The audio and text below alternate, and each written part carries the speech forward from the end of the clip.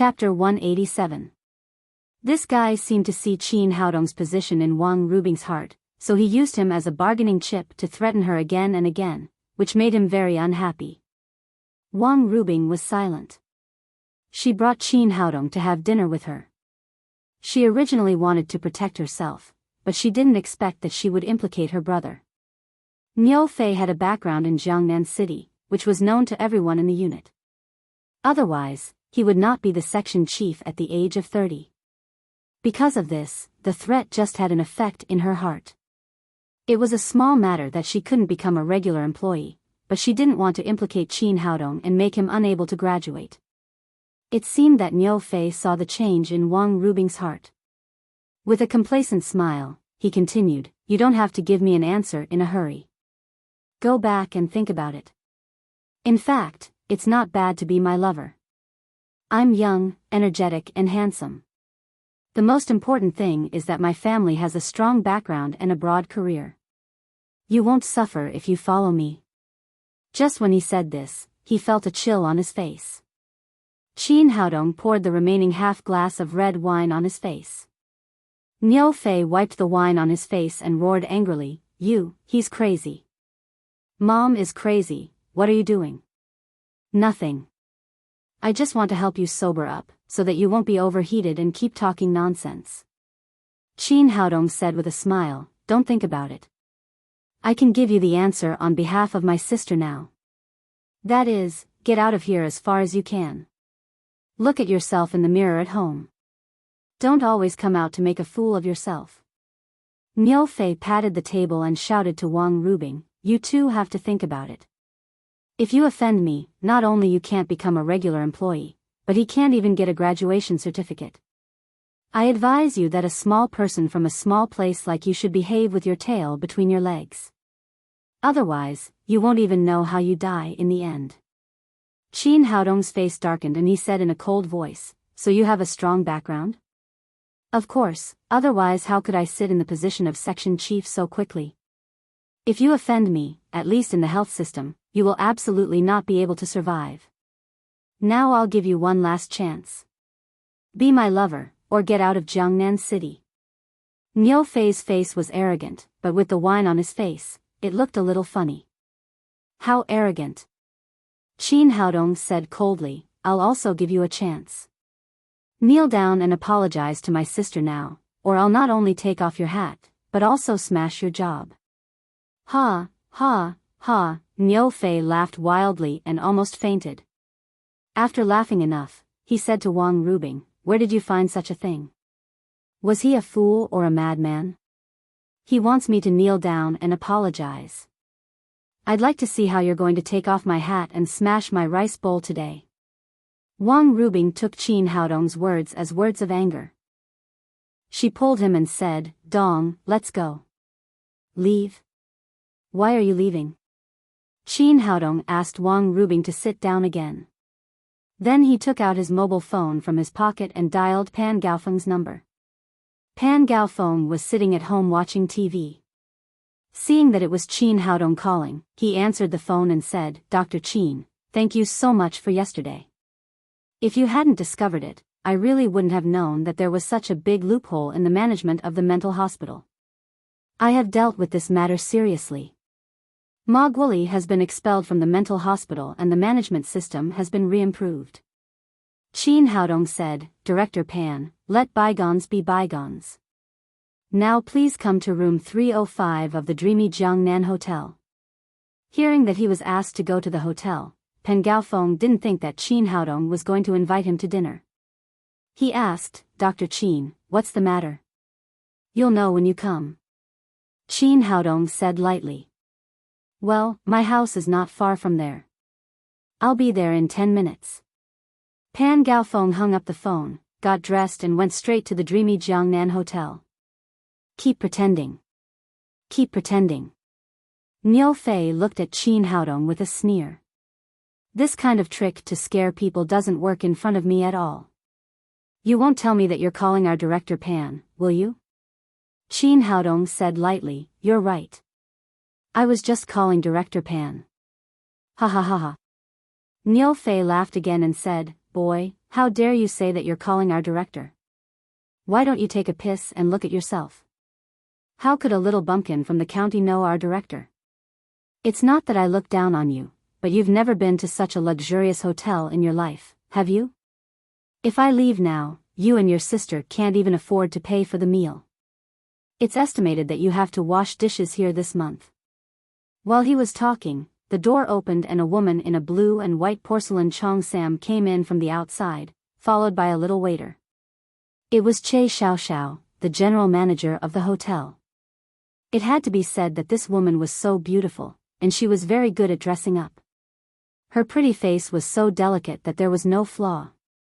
The decent cheongsam perfectly combined her towering peaks and two slender long legs. Niu Fei's saliva almost flowed down when he looked at her.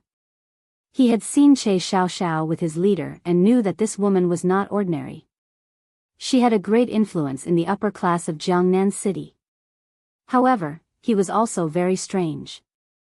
Normally, Che Xiaoxiao wouldn't even look at him when he came to eat. Why did she come here in person today? Hello, Miss Che, Niu Fei took the initiative to stand up and say hello to Che Xiaoxiao, but Che Xiaoxiao didn't even look at him. She went directly to Qin Haodong and said, "Handsome boy, why don't you say hello to me when you come here?" Qin Haodong said, "You are so busy. I dare not disturb you. No matter how busy I am, I have to entertain you personally when you come here." Che Xiaoxiao said in a flirtatious manner, "It's inconvenient for you to eat here. Today, the number 1 VIP room is empty. You can go with me." Niu Fei was stunned and couldn't believe everything in front of him. He had only heard of the number 1 VIP room, but he had never been there. It was said that the consumption there was at least 6 figures. Who was this gigolo in front of him? Had he been to the VIP room? It was impossible. Qin Haodong said, "No, Sister Xiaoxiao. We are dealing with something and will leave soon." As the general manager of the hotel, Che Xiaoxiao was extremely shrewd. She immediately understood that Qin Haodong had something to do, so she said, "Since you have something to do, I won't bother you anymore. But you have to leave this bottle of wine. It's a little gift from me." After that, she waved her hand, and the waiter behind her put a bottle of 1982 Lafite in front of Qin Haodong. "Little handsome boy, take your time. I'll go first. Call me if you need anything." Che Xiaoxiao nodded to Qin Haodong with a smile and then left with the waiter. After they left, Qin Haodong grabbed the bottle of 1982 Lafite and poured a glass for himself and Wang Rubing. "Sister, this is a bottle of wine that costs 100,000 yuan. How about you try it?" After that, he picked up the glass and took a sip. "It's not bad. It's much better than that bottle of red wine that costs thousands of yuan." Niu Fei had been stunned. He had just despised the poor boy who had no background. In the blink of an eye, the general manager of the dreamy Jiangnan Hotel took the initiative to greet him and gave him a bottle of red wine worth 100,000 yuan. This was definitely not a face that ordinary people could have. If that was the case, could it be that he was really calling his own bureau chief just now? Thinking of this, Niu Fei couldn't help but break out in a cold sweat. If the director knew that he had violated a female subordinate who had just joined the work, he really couldn't be a section chief anymore. "No, let's go."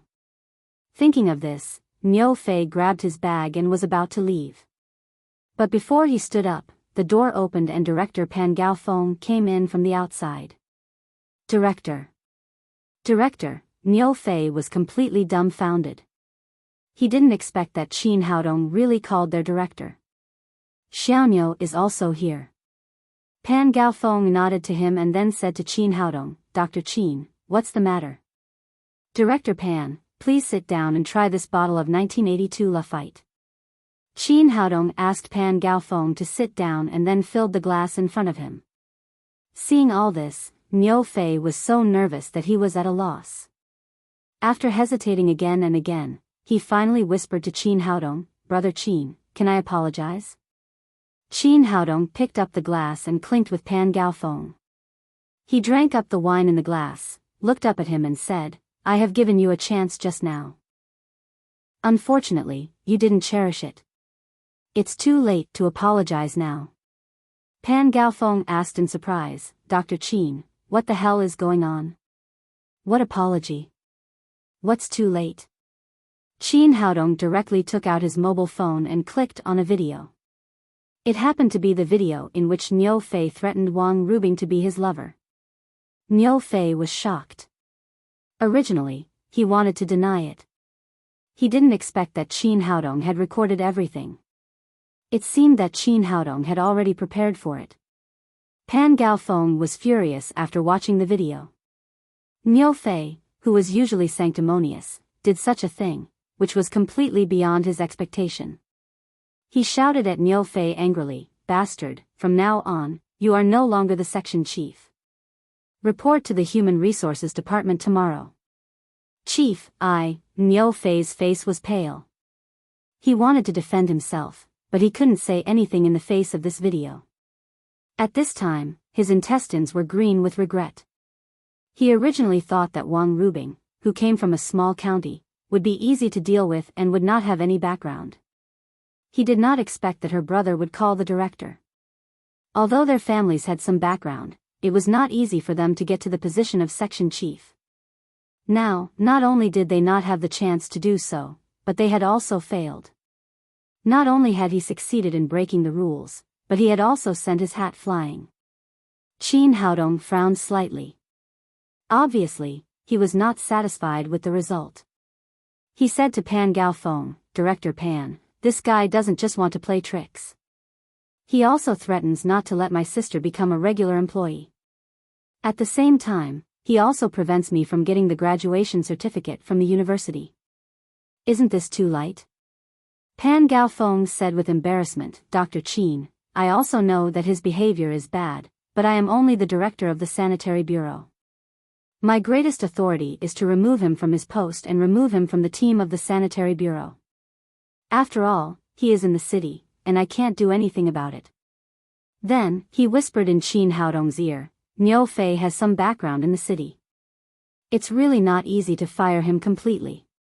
After listening to Pan Gaofeng's words, Niu Fei immediately became confident. Anyway, things had been like this. The worst result was to remove him from his post.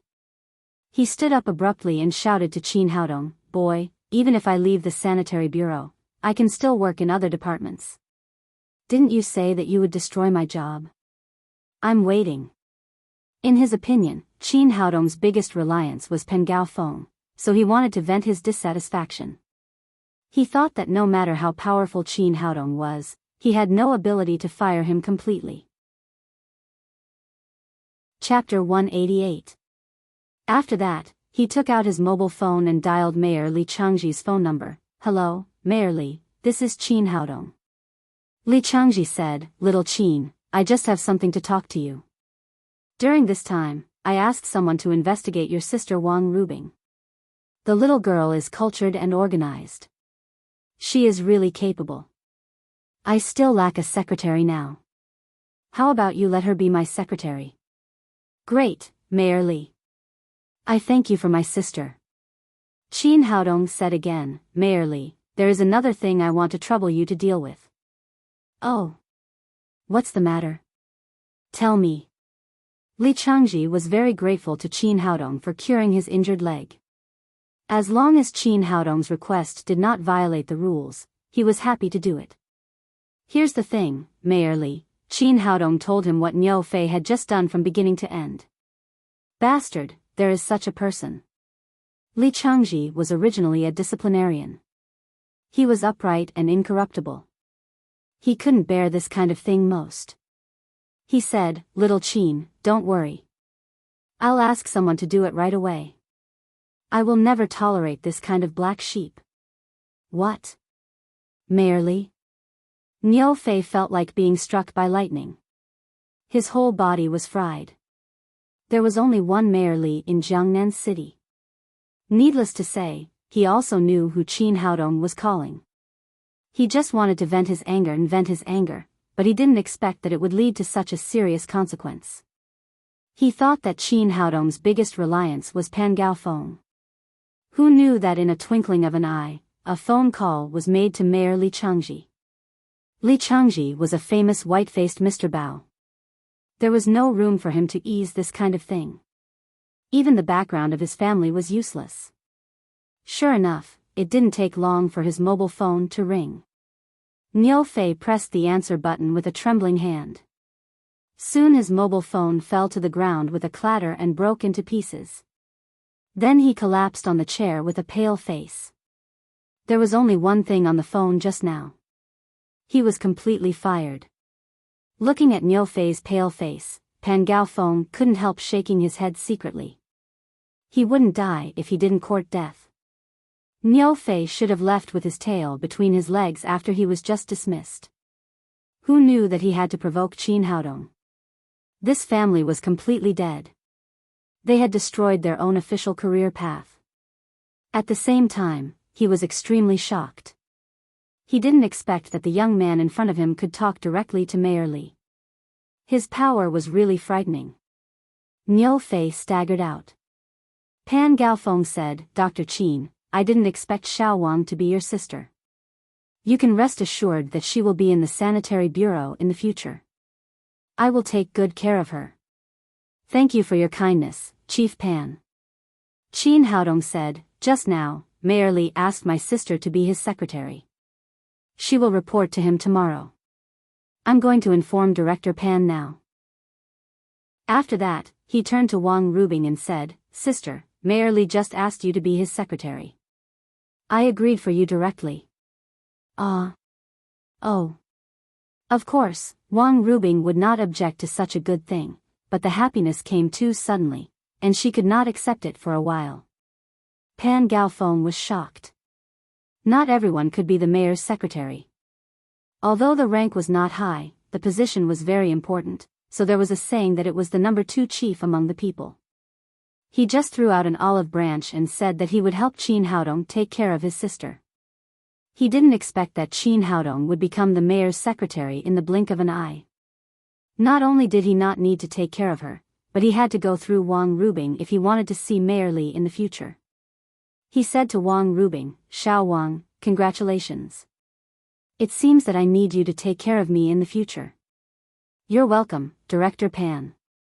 It's all my brother's credit." Wang Rubing came to her senses and said to Qin Haodong gratefully, "Thank you." She knew very well that she had only met Li Changji once at home, and it was because of Qin Haodong. If her brother had not been there, he would never have used her as a secretary. Qin Haodong said with a smile, "You don't have to thank me. Although I recommended you to Mayor Li, he has strictly inspected you.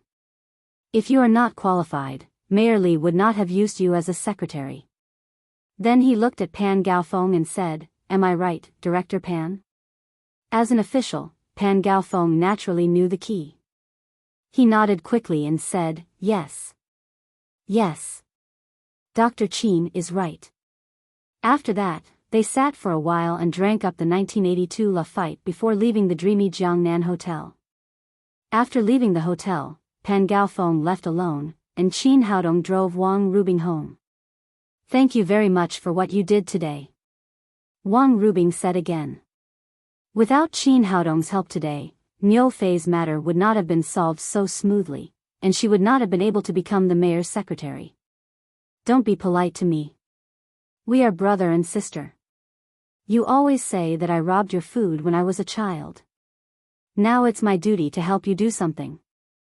Qin Haodong glanced at Wang Rubing with a smile and said, "A girl changes 18 times before she reaches adulthood. She was a dry little bean sprout in those days, but now she has grown up like a flower and someone can chase her." Wang Rubing glared at him and entered the bickering mode again. She said, "Who are you calling a little bean sprout? Although you robbed me of half of my food, I was born beautiful. When I went to college, the people who chased me could form a few streets. Don't be angry when I say you are fat. Since there are so many people chasing you, why don't you bring a boyfriend back to show your aunt?" "That's because I have high standards. Ordinary people can't enter my eyes." "That's true. You grew up with a handsome guy like me, so naturally, other men won't be able to enter your eyes." However, I have to advise you not to use my standards to choose a boyfriend. Otherwise, you'll end up alone. Bullshit. Wang Rubing reached out and pinched Qin Haodong's soft ribs hard. Don't. I'm driving. After they quarreled for a while, Qin Haodong asked, Sister, where do you live now? I arrived in Jiangnan City the day after you came back. I rented an apartment. It's not easy to rent a house in Jiangnan City. Not only is the rent expensive, but it's also very difficult to find. It took me a lot of effort to find this house. Wang Rubing told Qin Haodong her address. Qin Haodong wanted to ask Wang Rubing to live in his home, but he thought of Hu Shaoxian, who he couldn't drive away, so he didn't say it. Otherwise, the two women might make trouble if they lived together. It would be better to wait for a while. Soon, he sent Wang Rubing home and they went upstairs together. The apartment looked very clean and tidy. Although it was not luxurious, it was warm. The apartment Wang Rubing rented was 1 bedroom and 1 living room. There was a big bed in the bedroom, a sofa and a small computer desk in the living room. Although the house was not big, it was in a good location. It was located in the prosperous area of Jiangnan City. In this area, where every inch of land was expensive, the lowest price would be more than 2 million. Qin Haodong looked around, then sat down on the sofa and said, The room is well cleaned. It seems that my aunt didn't educate you in vain. Wang Rubing took out 2 bottles of Coke from the refrigerator and threw one to Qin Haodong. She opened the other one and took a big sip. Then she said, I'm a lady, unlike you, a pig. You are dirty all day and make a mess everywhere you go. I'm not dirty. I take a bath every day. Just speaking of this, Qin Haodong suddenly remembered that he had fallen asleep without taking a bath because of Hu Shaoxian last night. Now his body was a little sticky and uncomfortable.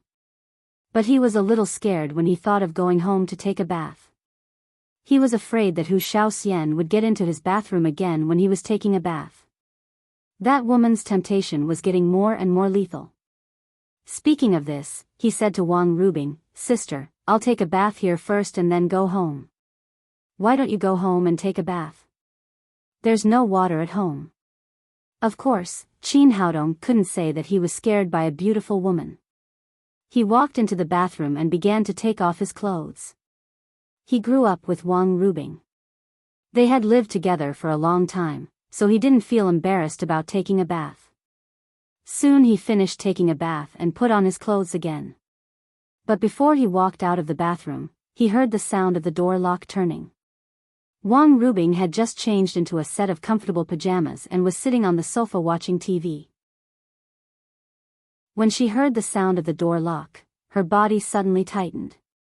She rented this room by herself and didn't cooperate with anyone. The owner was still in the house, but someone opened the door with a key. She instinctively thought that there was a bad guy coming.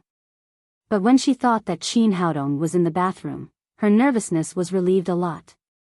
Qin Haodong walked out of the bathroom and looked at Wang Rubing. Then he made a gesture of silence and quietly hid at the door. If someone really came in with bad intentions, he would immediately take action and put them down. As soon as he hid, the door was opened from the outside and a middle-aged man came in. The man's face was pale and his steps were weak. Although he was 1.8 meters tall, he was so thin that he looked like a skeleton. Obviously, he was so thin, but he liked to open the chest of his shirt and show the tattoos inside. He looked like a gangster. When Qin Haodong was about to take action, he heard Wang Rubing say, Mr. Landlord, why are you here? Since Wang Rubing knew this man, he didn't rush to take action. He wanted to see what the landlord was doing here at night. The landlord smiled and kept his eyes on Wang Rubing's sexy body. He said, I come to see how my house is. You know, some people are of low quality now and will ruin the house. Wang Rubing said angrily, Mr. Landlord, you can check the house, but you should tell me in advance. You can't come in like this, can you? Besides, I live alone in this house. How can I feel safe when you come in at night? The landlord said with a sinister smile, why not? Look at me. Do I look like a bad guy? Wang Rubing said, it's not a question of who looks like a bad guy. There are rules for renting a house. Since the house has been rented to me, you shouldn't have the key in your hand, and you shouldn't open my door at night. The landlord said disdainfully, what kind of rule is that? Although the house is rented to you, it is mine. I can have as many keys as I want, and I can come in whenever I want. While speaking, his eyes were still fixed on Wang Rubing's high chest, and he kept swallowing. His wretched look was very annoying. Nonsense, how can you rent a house like this? Don't you know how to respect other people's privacy? Wang Rubing was really angry. She lived alone in this room, and the door was the last security. If the landlord, a man, could come in at any time, the consequences would be very dangerous. Chapter 189. You've gone too far. Wang Rubing said angrily, I'll call the police now and let them judge. Calling the police will hurt our friendship. Let's talk about it. Hearing that Wang Rubing was going to call the police, the landlord's tone softened a lot. Although the police couldn't do anything to him, they would ruin his plan. Actually, I'm here to discuss something with you today. The guy said and walked into the room. Wang Rubing was blocking the door, but if she continued to stand there, the landlord would hit her chest. She had to get out of the way in the face of such a hooligan. Until now, the landlord didn't see Qin Haodong behind the door. He sat on the sofa in the living room and said, how is it? This house isn't bad, right? Wang Rubing said with a cold face, it was good, but if you go on like this, I'll consider checking out. Why do you want to check out when you're living well? Let me tell you, my house is clean, tidy, and well lit, but it's not easy to find one. I'm here today to have a look and to inform you of one thing. What is it?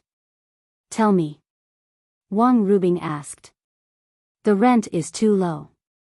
I've decided to raise it by 500 yuan a month. Another 500 yuan? Wang Rubing said angrily, how can you do this? I've just rented this house for less than 10 days. We signed a contract. Even if you want to raise the price, you have to wait until the contract expires. The landlord sneered and said, what's the use of a contract? That thing is too hard to wipe your ass. The house is mine. I can rent it for as much as I want and raise the price if I want. If you don't want to rent it, there are many people who want to rent my house. Wang Rubing said angrily, you're so unreasonable. I just moved in and you want me to find another house. How can you rent a house like this? The landlord seemed to want this effect. He smiled and said, of course, if you don't want to raise the price, you have to promise me one thing. What is it? Wang Rubing asked subconsciously. She had just left school and had little social experience. She didn't know how sinister people were. Qin Haodong had seen through the landlord's dirty mind. This guy must be thinking about his sister. However, he was not in a hurry to act. He wanted to wait for the landlord to show his fox tail, and then he would kill him once and for all. Pregnant. Chop meat landlord. He smiled and said, actually, it's very simple. You just need to roll with me tonight. Sheets, let's talk about life in depth. Rent is not a problem at all. As long as you can make me happy, I won't take your money in the future. Bastard, get out of my sight. Wang Rubing was completely infuriated by the rogue landlord. The landlord didn't leave. Instead, he sneered, little girl, why do you have to do this? You're just a poor girl from a county town. What right do you have to pretend in front of me? If you had the money, you would have bought a house long ago. Why would you still need to rent a house here? To be honest, I fell in love with you the day I rented this apartment. As long as you are willing to be my lover, you can stay in this apartment forever. Actually, since you're so pretty, you're a resource in and of itself. Why should you keep it and not use it? Women and men will have that kind of thing sooner or later. It's the same for everyone. You might as well use it now to exchange for some money. Get out of here, or I'll call the police. Wang Rubing picked up the phone next to her. Call the police? The landlord sneered. Let me tell you, little girl, I work in both the illegal and the illegal in Jiangnan City. The police are all my buddies. It's useless for you to call the police. And my cousin is the boss here. As long as I'm not satisfied with you, maybe you'll disappear from Jiangnan City tomorrow. Then it'll be too late for you to regret. As he spoke, he looked at Wang Rubing obscenely and kept swallowing. It seemed that he couldn't wait to throw Wang Rubing on the bed directly. Little girl, you can save thousands of yuan by sleeping with me for a month. What a good deal. As he spoke, he automatically imagined the scene of rolling with Wang Rubing. A look of excitement appeared on his skinny face when he saw the image of the bedsheet. If I pay you to sleep with a pig, will you? Qin Haodong's cold voice came from behind the door. The landlord was shocked. He didn't expect that there was a man hiding in this room. When he saw Qin Haodong's appearance, he immediately became confident. This was just a toy boy. He scolded arrogantly, Who the F***ck are you? Who the F***ck are you? How dare you come here and ruin my plan? Who am I? I'm your father. Qin Haodong looked at the landlord coldly. If he hadn't happened to come to Wang Rubing's place today, the consequences would be unimaginable if the landlord touched his sister. The landlord said to Wang Rubing, I've already told you that this house is only rented to you. No messy people are allowed to come in. How dare you bring a wild man back? Bullshit. This is my brother. How can he be a wild man? Wang Rubing was completely provoked by the landlord. She even burst out with foul language. She said, Besides, when did you say that this house is only for me? If so, how can I rent your shabby house? Qin Haodong came to Wang Rubing and said, Sister, there's no need to reason with this scum. He turned to look at the landlord and said in a cold voice, Now I'll give you a chance. Apologize to my sister and get out of here immediately. Boy, how dare you ask me to get out? You're really arrogant. Believe it or not, I'll call some brothers to beat you until your mother can't recognize you. Speaking of this, the landlord seemed to feel that his power was not enough. He suddenly tore his shirt and revealed a snake-shaped tattoo on his chest. Toy boy, don't you see that I'm a gangster? Get out of here if you want to live. I'm going to F***ck this chick today. Facing this idiot, Qin Haodong had lost his patience. Before the landlord finished speaking, he slapped him in the face. Although he didn't use his internal force in this slap, it was still powerful. The landlord flew out and hit the wall on one side. Then he fell to the ground with a thud. The landlord was completely stunned. He raised his head and shook it. He spat out 2 mouthfuls of blood mixed with his teeth. Then he pointed at Qin Haodong and roared, Boy, how dare you F***ck me? Don't you know that my cousin is the big boss of the gangsters in Jiangnan City? He can sink you into the river to feed the fish with a flick of his finger. Big boss? I'll beat you into a pig's head today. Qin Haodong really had enough of this idiot. He punched and kicked the landlord, making him roll on the ground and cry for his parents. Bastard, how dare you act like a hooligan? How dare you enter a girl's room at night? How dare you rent a house and keep the key? He grabbed the landlord's long hair and slapped him in the face. Soon, the guy changed from Monkey King to second senior brother. His cheeks were swollen. His mouth seemed to be stuffed with 2 big steamed buns. His eyes were swollen like a panda. After a while, Qin Haodong was also tired. He threw the landlord on the ground, then squatted down and asked, How about it? Do you know you're wrong? The guy's head was now completely swollen. He tried to open his swollen eyes, pointed at Qin Haodong and shouted, Boy, how dare you hit me? Wait and see. My cousin is the big boss of the gangsters. Old man, you're quite stubborn. Let's see how long you can be stubborn. Qin Haodong smiled coldly. He grabbed the landlord's ankle and lifted him up. He strode to the bathroom and directly put him into the toilet bowl. Then he pressed the flush button. With a splash, the cold water poured down the landlord's head. The landlord struggled to climb out of the toilet bowl, but Chin Haodong stepped on it. Soon, the landlord's entire head was completely submerged. He couldn't breathe. Although he desperately struggled with his hands and feet, it was useless under Chin Haodong's control. After about a minute, Chin Haodong gently lifted the guy out of the toilet bowl with his right hand and threw him on the floor of the bathroom. The landlord finally breathed some fresh air. He gasped and coughed, and spat out some water from time to time. Chin Haodong lifted his chin with the tip of his foot and asked, "How about now? Do you know you're wrong? Are you looking for death? Do you know who I am? My cousin is the boss of the underworld. I'll kill you sooner or later." Chin Haodong didn't know if this guy was out of his mind. He dared to yell at Chin Haodong and mention his cousin, who was the boss of the underworld. "It seems that you're not sober enough.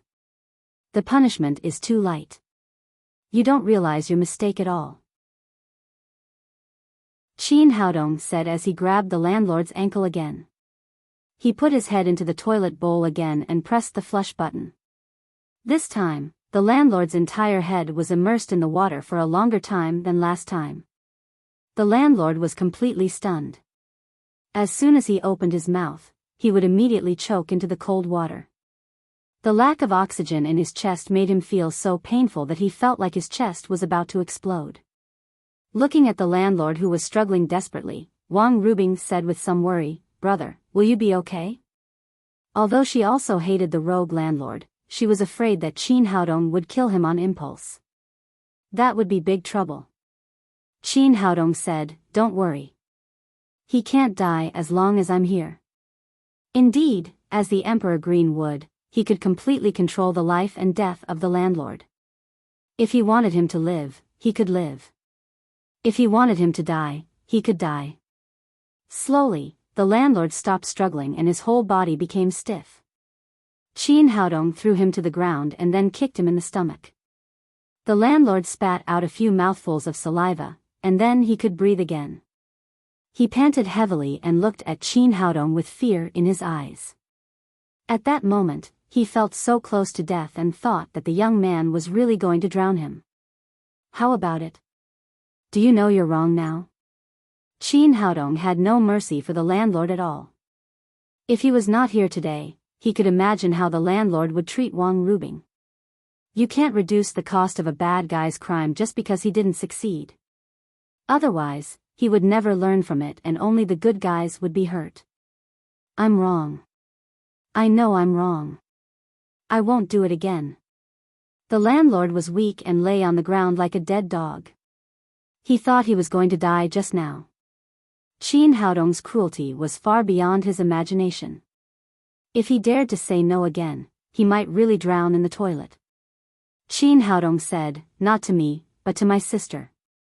The landlord hurriedly said to Wang Rubing, "Xiao Wang, I'm sorry. It's my fault today. I won't dare to come here again."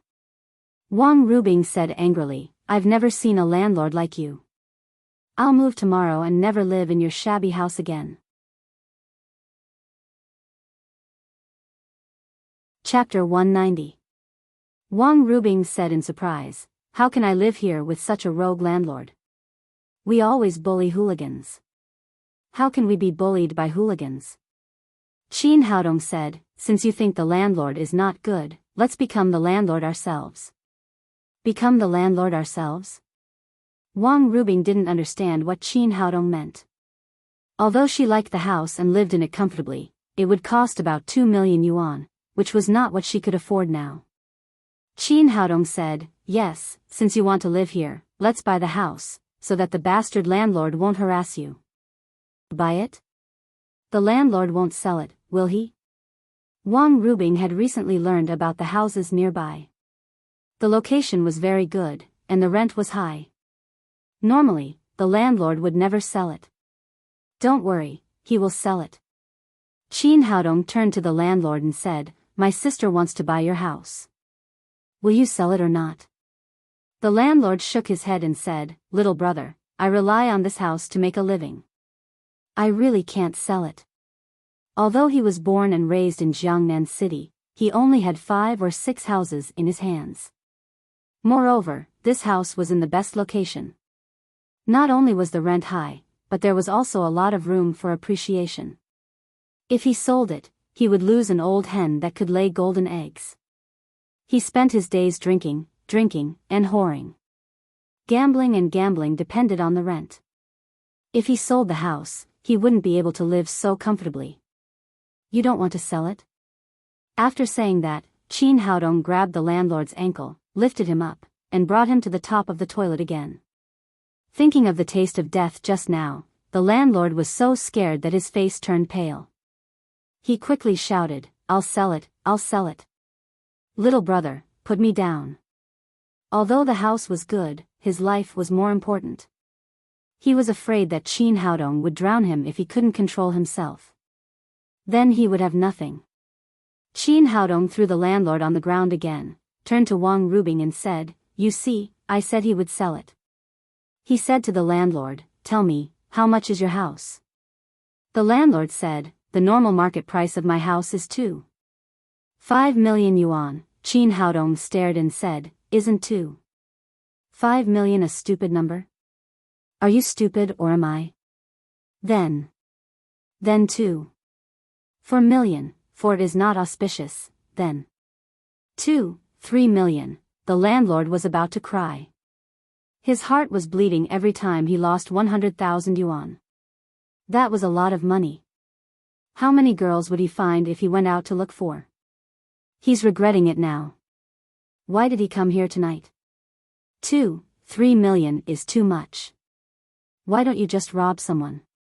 The skinny landlord looked bitter and said with a crying voice, Brother, my house is in a prime location. Is it really worth that much? How about 2 million, no less. 2 million is still too much. Let's deduct a little more. How about 15 million? The landlord gritted his teeth and said. Qin Haodong raised his hand and hit him on the head. I told you to deduct a little. Why did you deduct 50,000? Are you kidding me? Big brother, how much do you want? The landlord was completely dumbfounded. He had come to be a hooligan, but he didn't expect that the other party was even more of a hooligan than him. It was a robbery. Didn't I say 220,000 after deducting a point? What? You mean a decimal point? The landlord burst into tears. It was the first time for him to see someone bargain like this. It was too violent to directly deduct a decimal point. 220,000 yuan couldn't even buy a toilet. It was faster than robbing a bank. What? You don't want to? Qin Haodong asked. Of course not. You're not buying a house. You're robbing money. At this time, the landlord didn't care about being thrown into the toilet. 220,000 yuan to buy his house was like killing him. Qin Haodong raised his hand and slapped him in the face. Are you selling or not? You're not buying a house at all. You're robbing money. If I don't agree, you beat me. You're forcing me to buy a house. Is there any justice? The landlord felt wronged. He came here to be a hooligan, but he didn't expect to be bullied like this. Qin Haodong said lightly, How dare you talk about justice? When you sneakily opened the door of my sister's room, did you ever think that God was watching you? When you wanted to force my sister to do that kind of thing, did you ever think about justice? Now you want to talk about justice. I'm just giving you a taste of your own medicine. Tell me, are you selling or not?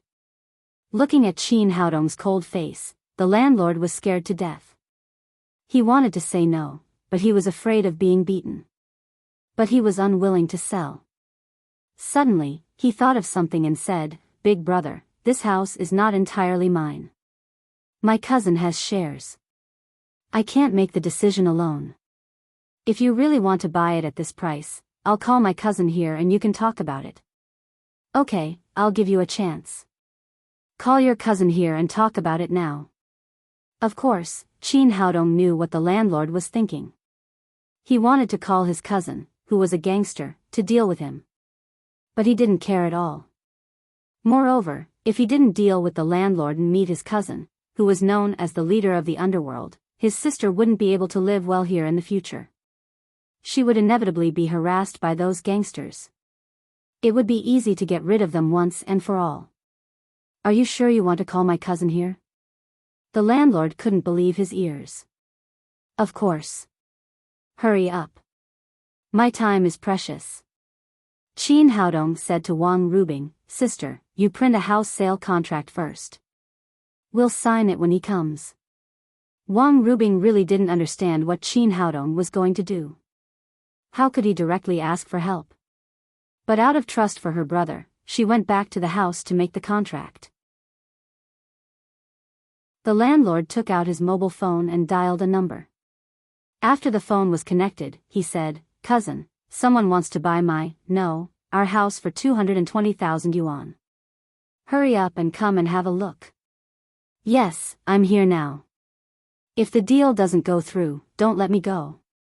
Soon he hung up the phone and said to Qin Haodong, My cousin will definitely come in 10 minutes. After finding a backer, this guy was obviously more confident. He secretly swore in his heart that after his cousin dealt with this gigolo, he would definitely get that chick on his bed and vent the anger in his heart. 5 minutes later, Wang Rubing brought 2 copies of the printed contract to Qin Haodong. The other parts had been printed, but the price part was still empty. She needed to fill it in manually later. Good. After a brief look, Qin Haodong nodded. At this moment, with a bang, the door was kicked open from the outside. Then a big man with a wolf head tattoo on his chest rushed in from the outside, followed by a dozen gangsters with steel pipes and machetes. After entering the door, he shouted arrogantly, Who the hell has the guts to bully my cousin? Cousin, you're finally here. I was almost beaten to death. The skinny landlord finally saw his family. He immediately crawled over and hugged the wolf's thigh. He cried with tears and snot all over his face, feeling wronged. Who the hell are you? Wolf looked at the pig head under his feet and asked. The landlord said pitifully, Cousin, I'm Lao Lu. I was beaten by that guy. Wild Wolf immediately flew into a rage and shouted, Who is it? Who beat you like this? Tell me, I'll twist his head off for you to kick as a ball. Before the landlord could speak, Qin Haodong said, I beat him. Let's see how you twist my head off. Who the hell are you talking to? Wolf stopped abruptly as if he was strangled in the middle of his words. He never dreamed that the person in front of him turned out to be Qin Haodong. After the incident with Dong Chao last time, he deliberately inquired about Qin Haodong's background. Only then did he know that this young man was a distinguished guest of Long Haisheng, who cured the great dragon's son who had been ill for many years. This scared him to death. Fortunately, Da Fei came in time. Otherwise, if he really beat Qin Haodong, Long Haisheng would directly throw him into the river to feed the fish. Since then, he told his gangsters that if they saw Qin Haodong, they should hide as far as possible and never provoke him. He didn't expect to meet Qin Haodong today. He quickly put on a flattering smile and came to Qin Haodong. He said respectfully, Dr. Qin, why are you here? Qin Haodong was amused. He and this guy were really destined to meet again in just a few days. But this was good, because he didn't have to do it again. He sneered and said, Wolf, whose head did you just say you were going to twist off and kick as a ball? Wolf shivered with fear. He didn't dare to provoke this young man. He quickly said, Dr. Qin, you misunderstood me. I mean, whoever dares to make you angry, I will twist off his head and kick it as a ball. The sixth landlord was completely dumbfounded. His cousin had always been very overbearing. Why did he suddenly become like a kitten when he saw this young man? Could he still be his backer? He couldn't help but have a bad hunch. It seemed that things were going to be troublesome today. Really? Qin Haodong glanced at Wolf and said with a playful face, Wolf, I just heard that you are now the leader of the underground world in the south of the Yangtze River. Is there such a thing?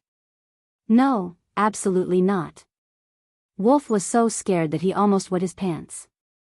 Although he also had some status in the underground world in the south of the Yangtze River, and he also had hundreds of brothers and several places to make money, he was still far away from Long Haisheng.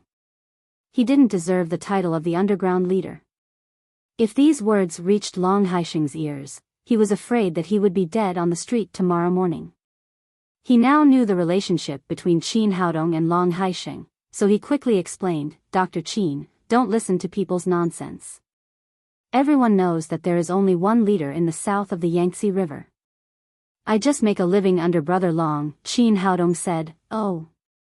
Maybe I heard wrong. Your cousin just said several times that you are now the underground leader of the south of the Yangtze River. Bastard. Who told you to spout such nonsense? Wolf pointed to the sixth landlord and shouted to his two gangsters, come on, open your mouth and let him talk shit. Cousin, don't hit me, cousin. I just have nothing to do. F***ck. The sixth landlord felt extremely wronged. He really just wanted to brag. F***ck, to scare Qin Haodong, so he said Wolf's identity as the underground leader. F***cku. F***cku. F***cku. F***cku. People always cheat their fathers and grandfathers. How can you cheat your cousin like this? Wolf shouted with hatred. Beat him. Beat him with all your might.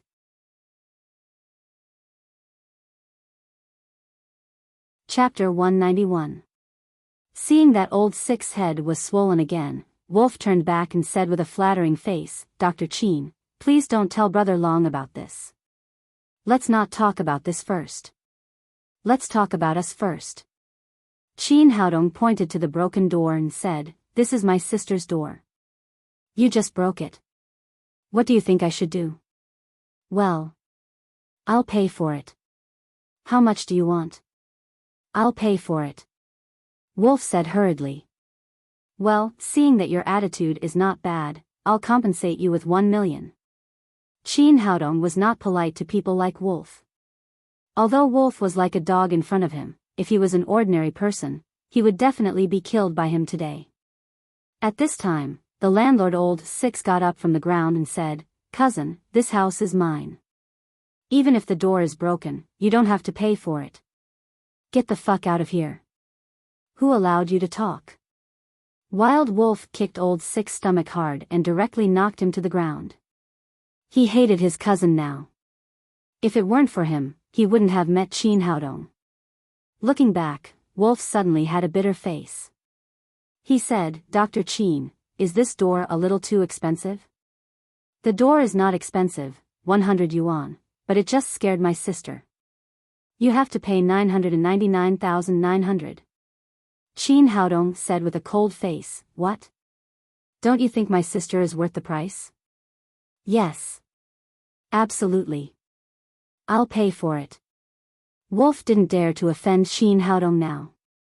He could only grit his teeth and pay for it. He had already cursed 18 generations of the landlord's ancestors in his heart. As long as you think it's worth it. Qin Haodong took a bank card from Wang Rubing, threw it to Wolf and said, transfer the money. Wolf had no choice but to take out his mobile phone and transfer 1 million yuan to Wang Rubing. After hearing the text message, Qin Haodong nodded with satisfaction and said to Wild Wolf, that's it. Let's talk about the house. I just wanted to buy this house with your cousin. He said that you have shares in it, so I need your consent. Wolf was full of anger. He turned back to the landlord and said angrily, it's your blessing that Dr. Qin bought your house. Why are you still hesitating? Sell it quickly. The landlord said, cousin, my house is worth more than 2 million yuan, but he only gave me 220,000 yuan. That's too little. Qin Haodong said, Wild Wolf, I think the price of 220,000 is very fair. What do you think? No, Dr. Qin, I think the price is still too high. Please round it up and give him 200,000 yuan. Wild Wolf now hated the landlord to the core. He had just lost 1 million yuan, so in the blink of an eye, he had lost another 20,000 yuan.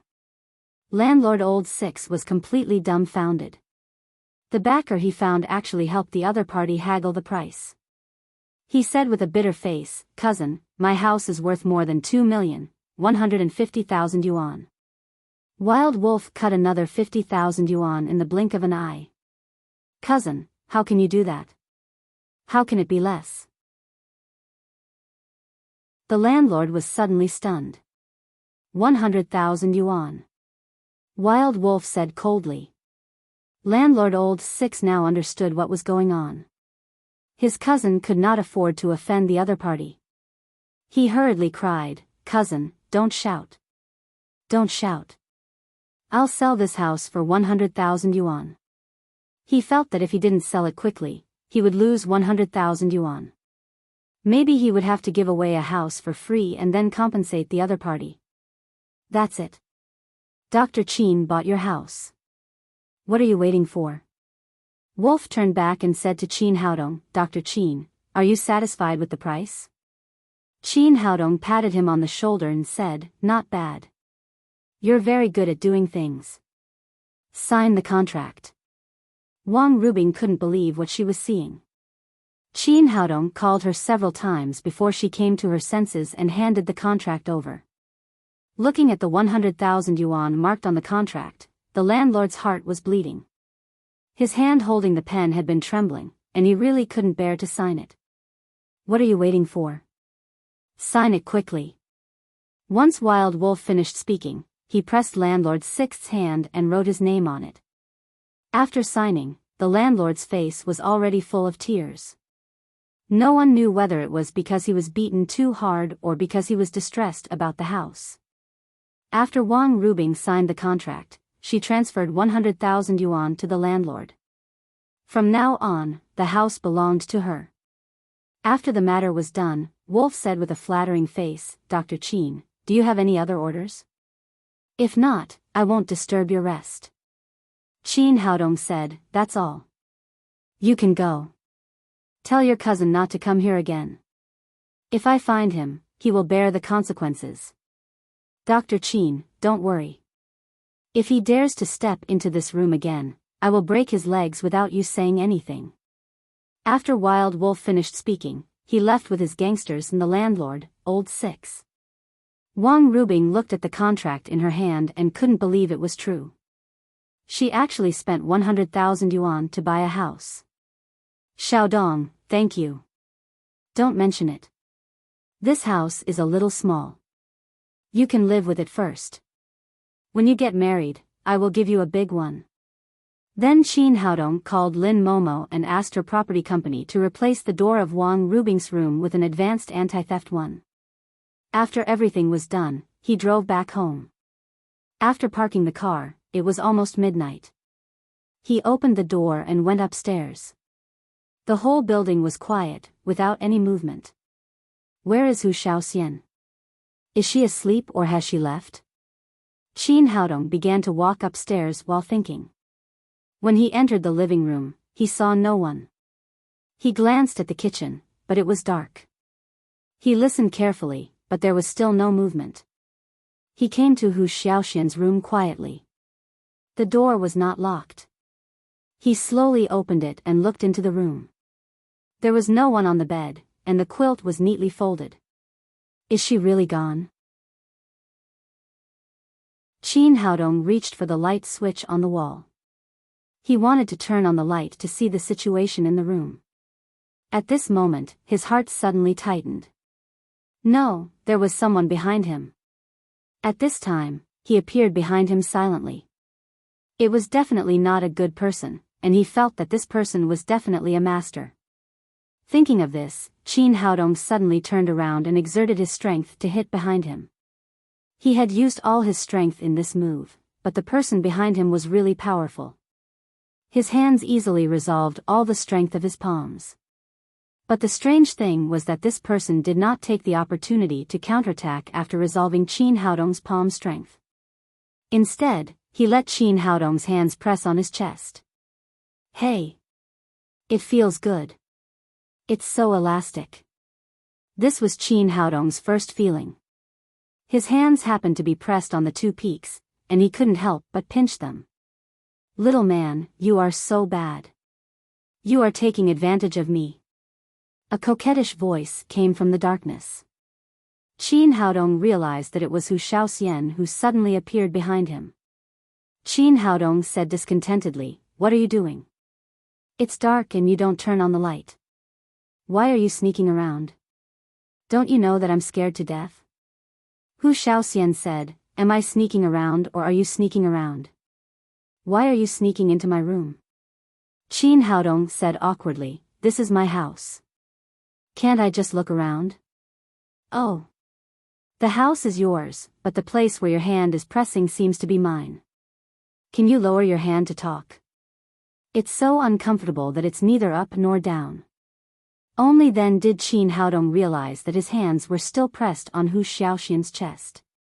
He quickly withdrew his hands in embarrassment. He turned on the light and said, "It's so late. Why are you still up? How can I sleep when you haven't come back yet?" Hu Shaoxian said and took Qin Haodong's arm. "I was afraid that you would be hungry at night, so I made a lot of delicious food. How about you try it?" Qin Haodong asked, "You haven't had dinner yet, have you?" "Of course not. I was waiting for you to eat with me." In fact, you don't have to wait for me." Qin Haodong said so, but he was slightly moved in his heart. He had been wandering in the cultivation world for 500 years, and it was the first time that he had felt that someone was waiting for him at home. "I made these dishes specially for you. How could I not wait for you?" Hu Shaoxian said and took Qin Haodong to the kitchen. Soon, the 4 hot dishes in the pot were brought to the table. "How about you try them?" Hu Shaoxian looked at Qin Haodong and said. Her expression was charming, sexy, and a little naive. Qin Haodong picked up the chopsticks and picked up a piece of braised pork ribs and put it into his mouth. A strong fragrance instantly occupied his taste buds. "It's delicious. It's really delicious." Qin Haodong picked up another piece and said, "You should eat too." Hu Shaoxian moved a chair and sat next to Qin Haodong. She ate and picked up food for him. Qin Haodong felt a little strange, but he also enjoyed the feeling. He asked, "Don't you feel bored staying at home all day?"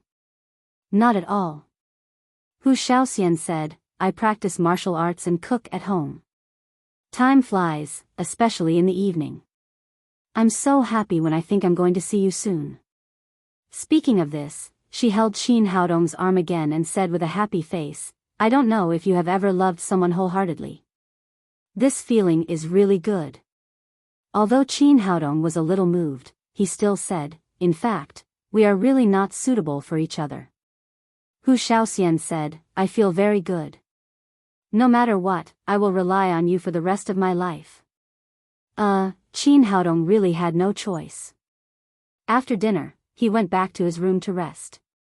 The next day, Qin Haodong sent the little fellow to kindergarten and then drove the Porsche 911 to Wang Rubing's downstairs. Today, he would send Wang Rubing to register and give her the car by the way.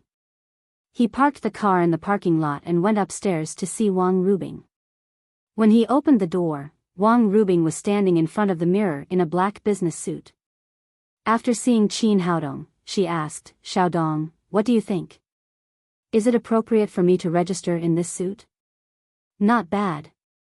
Qin Haodong said, "Mature, capable, and intellectual beauty. I guess a lot of singles will not be able to sleep after you register. Don't talk nonsense. Let's go." With that, they went out of the door. Wang Rubing habitually took Qin Haodong's arm. As soon as they got downstairs, they saw a young man in his 20s. He was wearing a neat suit and looked very handsome. He was waiting at the elevator with a large bouquet of roses. "Good morning, Rubing. These flowers are for you." The young man trotted to Wang Rubing, but suddenly saw Qin Haodong next to her. His face changed and he asked, "Rubing, who is he?" Qin Haodong smiled slightly. It seemed that his sister was really popular. She could meet pursuers every time. Zhang Hao, I've already told you that we are not suitable for each other. Please don't harass me anymore.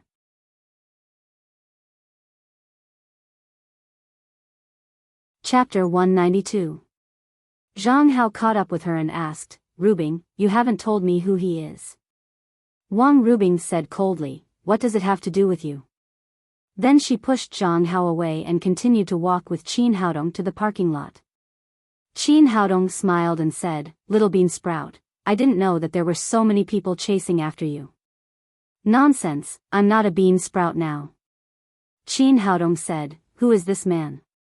Is he also a man with a family? No, his name is Zhang Hao. His family runs a private hospital.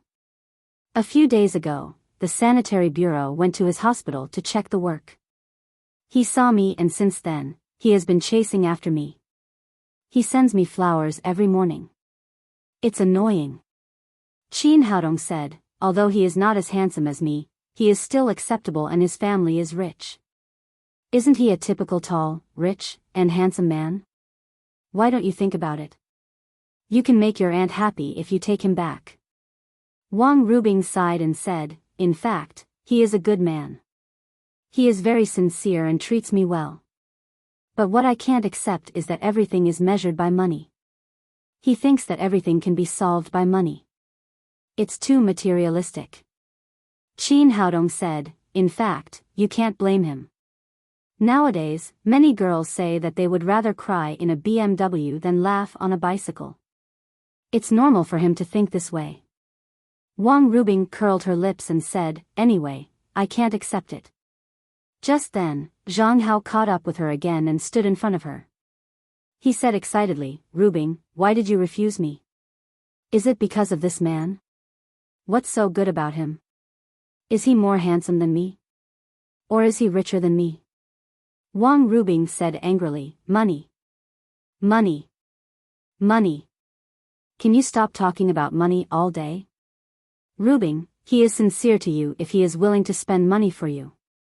Those who talk sweet words all day are deceiving gigolos. Don't be fooled. Zhang Hao threw the roses in his hand into the trash can next to him, then took out a brand new BMW car key from his pocket and said, Rubing, look, this is the latest BMW I bought for you.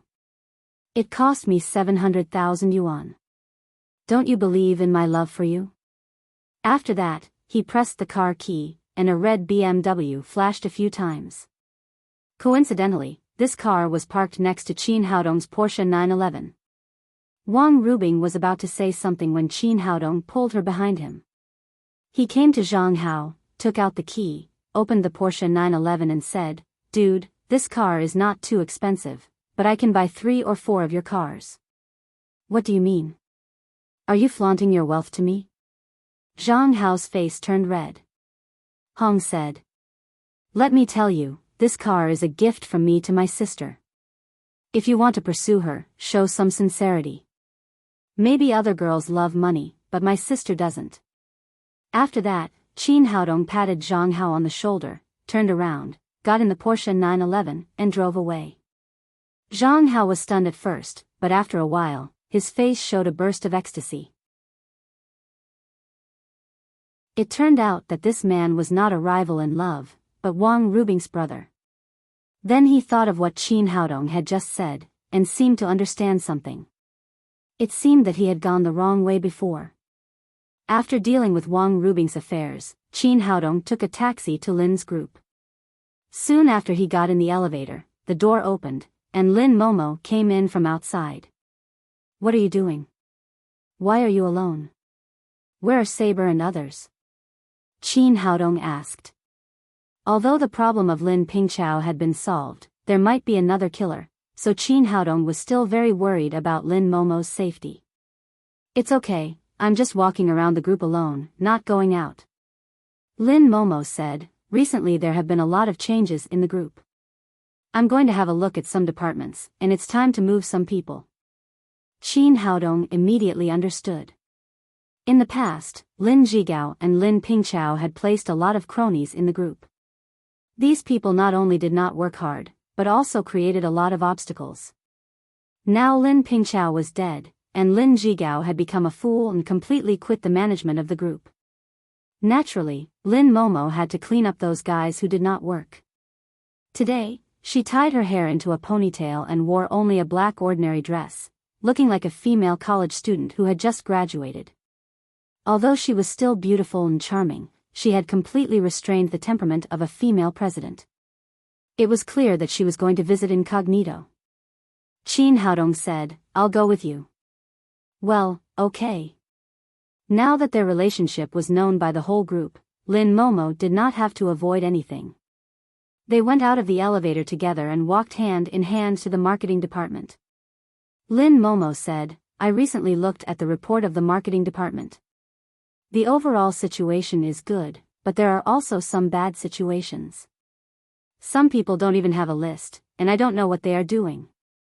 While talking, they walked into the lobby of the marketing department together. After entering the door, they saw many employees busy nervously. The old employees who knew Lin Momo saluted and said hello, and then went on with their work. After looking around, the overall situation was good, and Lin Momo was satisfied. But at this moment, there was a sound of music in the corner. Qin Haodong and Lin Momo looked in the direction of the sound and saw a male employee in the costume of Lin's group sitting at his desk.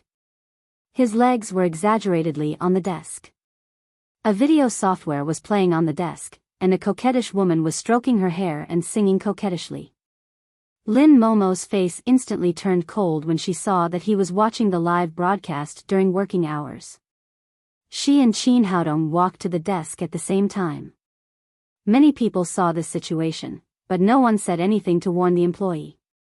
Many people even showed a look of schadenfreude on their faces. It could be seen that the employee's popularity was not very good. When they came to the man, Qin Haodong was slightly stunned. The man who was watching the video arrogantly turned out to be the grandson of his grandfather, Li Qingtian, and the son of Li Kai, Li Donghai. When he went home last time, he heard from Li Kai that Li Donghai had found a job in Jiangnan City after graduating from college. He didn't expect that Li Donghai had entered Lin's group. At the same time, Li Donghai also saw Qin Haodong. His relaxed expression suddenly changed, and he said with a cold face, "Why are you here? Why are you here?"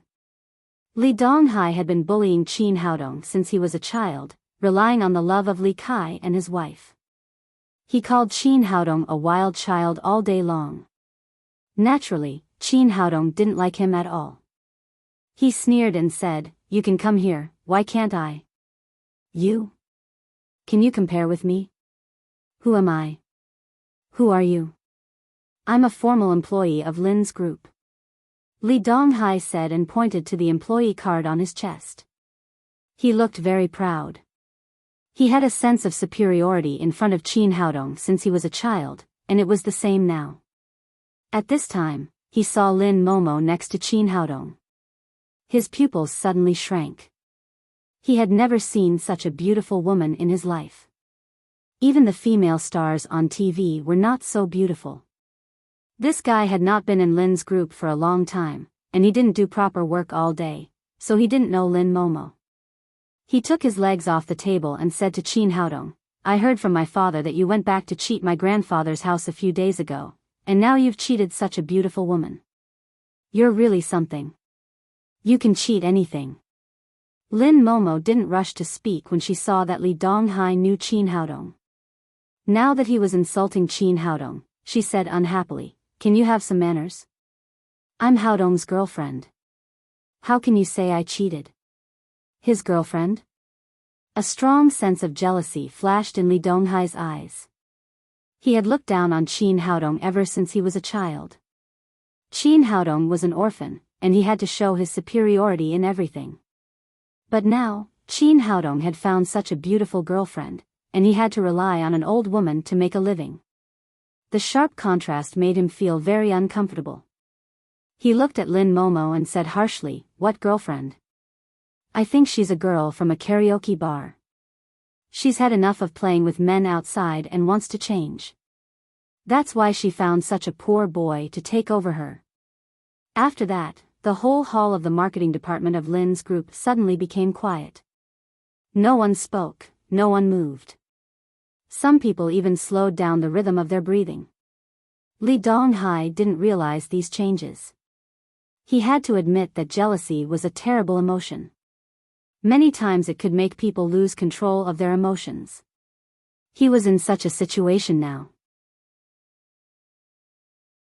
He instinctively thought that Qin Haodong and Lin Momo were definitely not from Lin's group, because they didn't wear employee cards on their chests.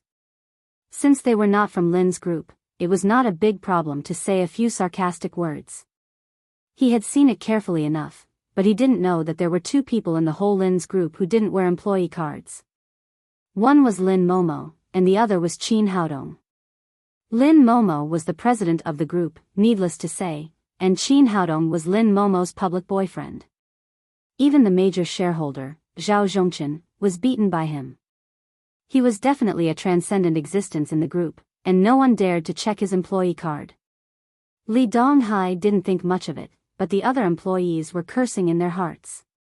This newcomer could do whatever he wanted just because he had a little background in Lin's group. On weekdays, when others were working, he sat there playing games and watching live broadcasts. That was okay. But today, this idiot said in public that his president was a good girl. It was simply the rhythm of death. Qin Haodong almost spat. Although he knew that Li Donghai was a little stupid, he didn't expect that he was so stupid. To this extent, he was simply a fighting idiot. Lin Momo's face suddenly became gloomy. She looked at Li Donghai coldly and said, "What did you just say? Say it again." At this time, Chao Yang, the head of the marketing department, heard the news and hurried over. He happened to hear what Li Donghai had just said. Now seeing this scene, he stood aside and didn't dare to say anything. Lin Momo had always been known for being cold and domineering. He couldn't think of any reason for this stupid guy to continue to survive in the group. When everyone was mourning for Li Donghai, he said something shocking. "What's wrong? Are you still not convinced? I've seen a lot of women like you. Even if you are a good girl, I can see it. Don't pretend in front of me." In fact, Li Donghai was a college graduate. He was not as stupid as he was now. Today, seeing that Qin Haodong had such a beautiful girlfriend, he was burning with jealousy, so he desperately slandered Lin Momo. Chao Yang had covered his eyes with his hands. It was the first time for him to see such a stupid trick. Qin Haodong glanced at Li Donghai and said with pity, "Go quickly. Don't be stupid here."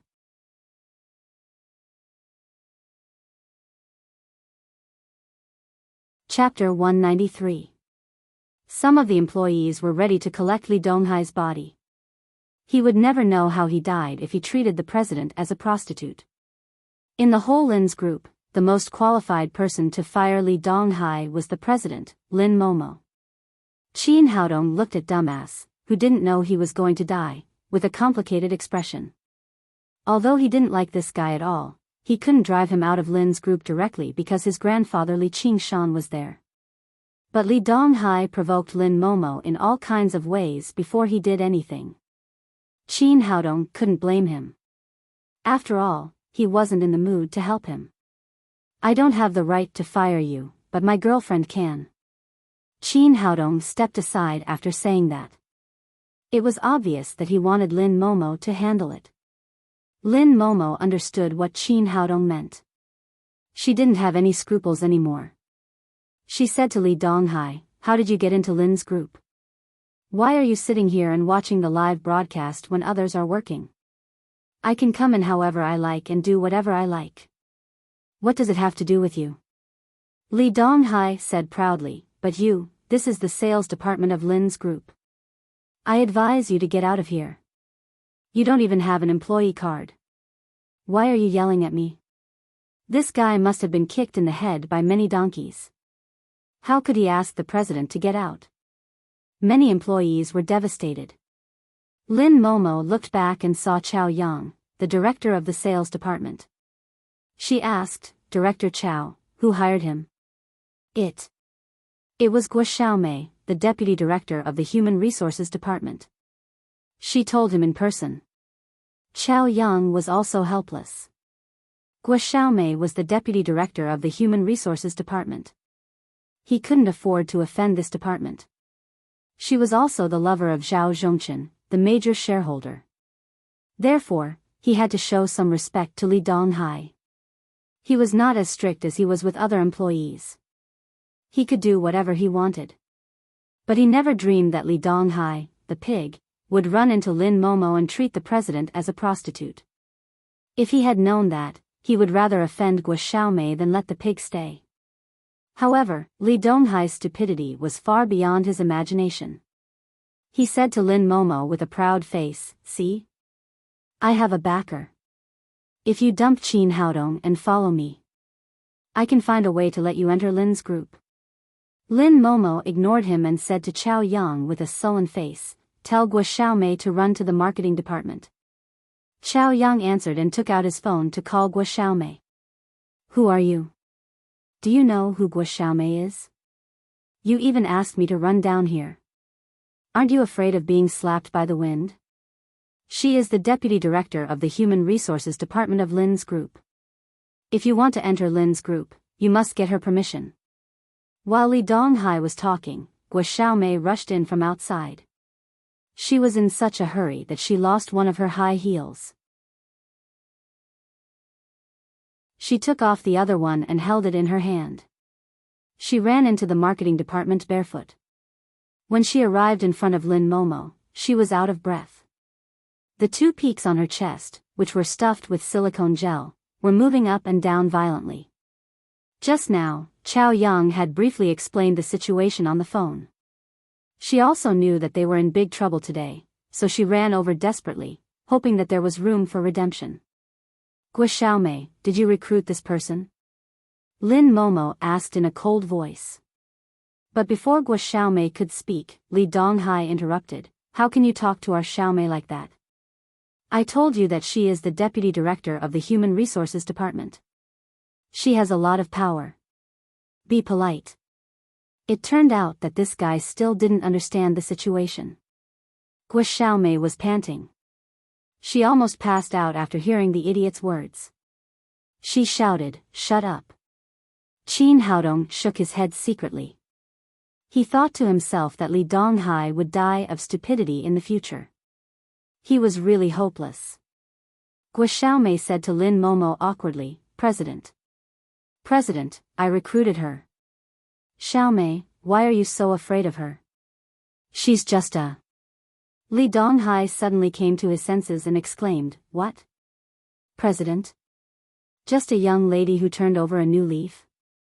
Lin Momo said coldly. Guo Xiaomei almost banged her head against the wall. What the hell did he say? After the downfall of Lin Zhigao and his son, her position in Lin's group was not as good as before.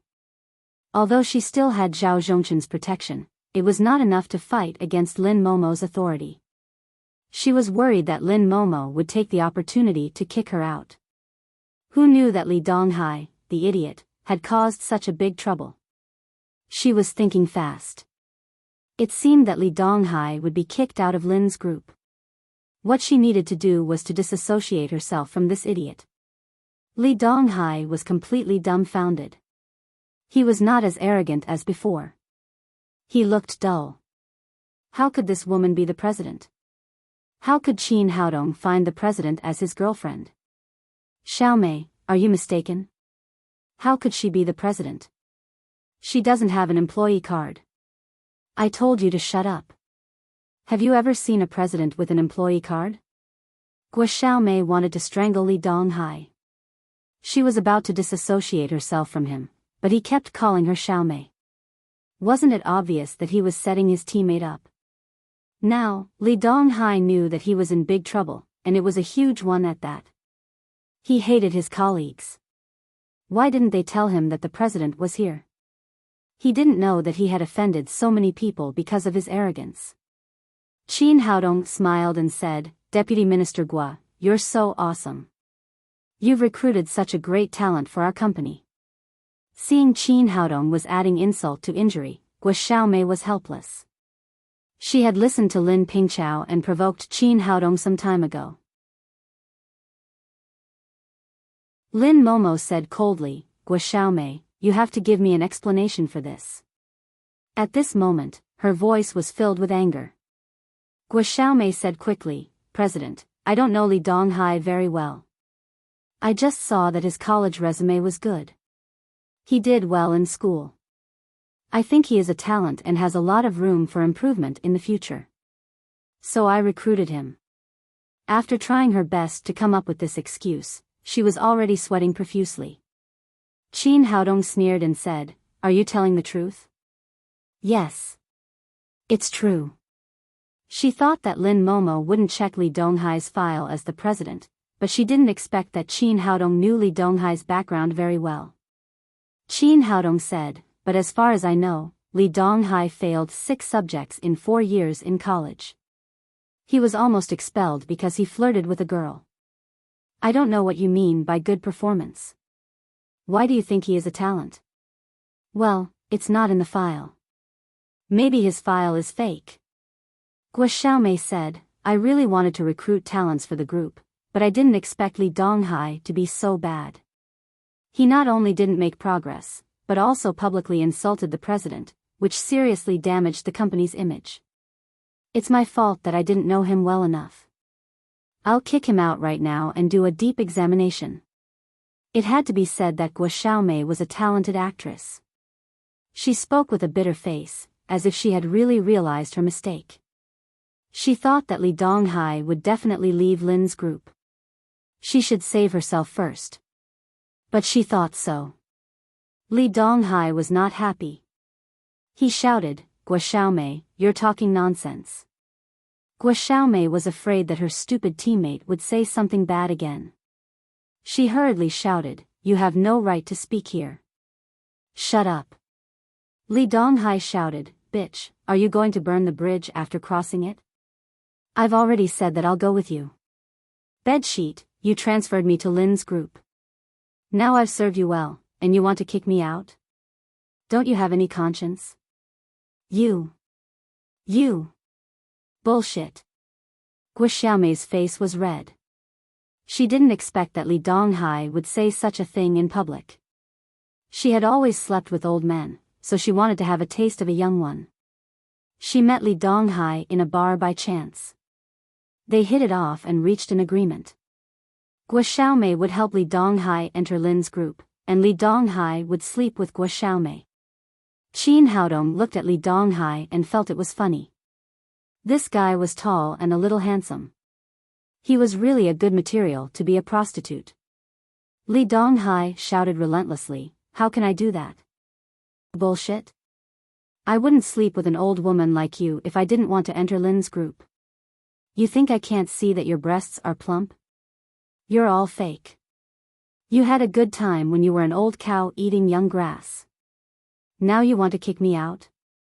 No way." Seeing everyone's eyes were on her, Guo Xiaomei hurriedly shouted, "Don't slander me. There's no such thing." She then said to Lin Momo, "President, I really don't know him. Don't listen to his nonsense." Seeing Guo Xiaomei wouldn't admit it, Li Donghai became anxious. He took out his phone from his pocket and shouted, "Since you're so cruel, don't blame me." After that, he clicked on an audio file and heard a woman's voice on the phone, "Don't worry. I'm the Deputy Minister of the Human Resources Department of Lin's group. As long as you serve me well, it won't be a problem to transfer you there.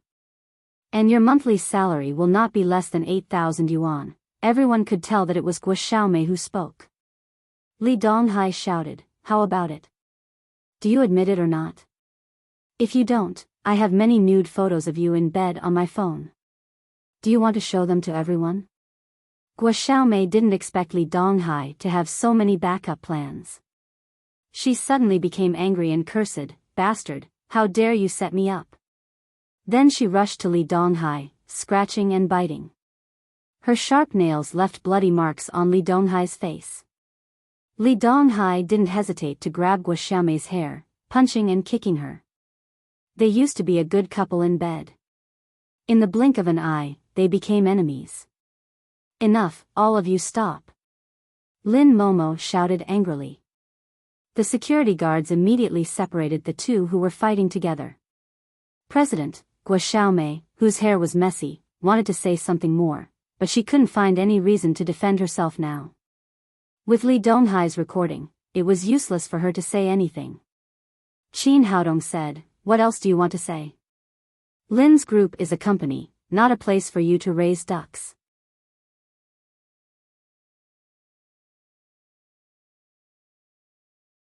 Chapter 194. Li Donghai yelled, "No, you can't fire me." He knew very well what kind of person he was. When he was in college, he almost didn't go to class. He ate, drank, gambled, and flirted with girls all day. He had been punished many times by the school. It was lucky that he hadn't been fired. All these were clearly written in his file. Because of this, he had never found a job after graduation. Now he finally got into Lin's group, where he could eat, drink, work, and make money. How could he be willing to leave? Lin Momo said coldly, "Give me a reason not to fire you. We're relatives. You're Haodong's girlfriend, and I'm his brother. So you can't fire me." Then he squeezed out a flattering smile to Qin Haodong. But his face was scratched by Guo Xiaomei, and it looked a little funny. "Haodong, I'm your brother.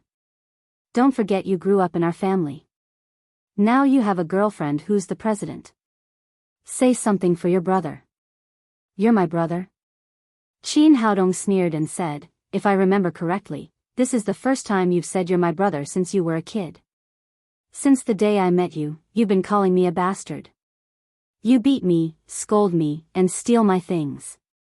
Why do you think you're my brother now?" Li Donghai said embarrassedly, "That's because I was a kid. As long as you say something for me today, you'll be my brother and I'll be your brother." Qin Haodong knew what kind of person he was. If he kept this guy in Lin's group, he wouldn't be able to do anything because of his relationship with Qin Haodong. Qin Haodong said, "Li Donghai, don't be like that. Leave now. Don't get yourself into trouble." "Haodong, I was wrong before. You have to help me for the sake of my grandparents. I didn't kick you out for the sake of my grandparents. But now you're asking for it. Who can you blame?" Seeing that Qin Haodong didn't buy it, Li Donghai suddenly turned hostile and yelled, "Qin Haodong, you ungrateful bastard. Don't forget it's our family who raised you." Seeing this guy reveal his true colors, Qin Haodong said coldly, "Who raised me has nothing to do with you. Get out of here." After that, he waved his hand, and two security guards immediately came over to grab Li Donghai and drag him out. Seeing that Li Donghai was beaten up, Guo Xiaomei came to Lin Momo and begged, "President, please give me a chance. I know I was wrong this time. I won't do it again." Lin Momo said, "Guo Xiaomei, don't think I don't know what you've done in the group. You're not qualified to ask me for a chance." This, Guo Xiaomei didn't know what to say. She kept looking at the door. She had called Zhao Zhongchen before she came here. She thought the old man was too slow. Why didn't he come? Fortunately, at this time, the door opened and Zhao Zhongchen hurried in from outside. When Guo Xiaomei saw Zhao Zhongchen, she acted like she saw her family. She grabbed his arm and pressed her chest against him. She said in a sweet voice, "Godfather, please help me. The president is going to fire me. Don't worry. I'll talk to the president." Zhao Zhongchen walked to Lin Momo and asked, "President, what the hell is going on? Xiaomei is doing a good job. Why is she fired?" "Old man Zhao, let me tell you. You're not a cuckold anymore. You're almost the Hulk." Qin Haodong put his arm around Zhao Zhongchen's shoulder and told him briefly about Guo Xiaomei and Li Donghai.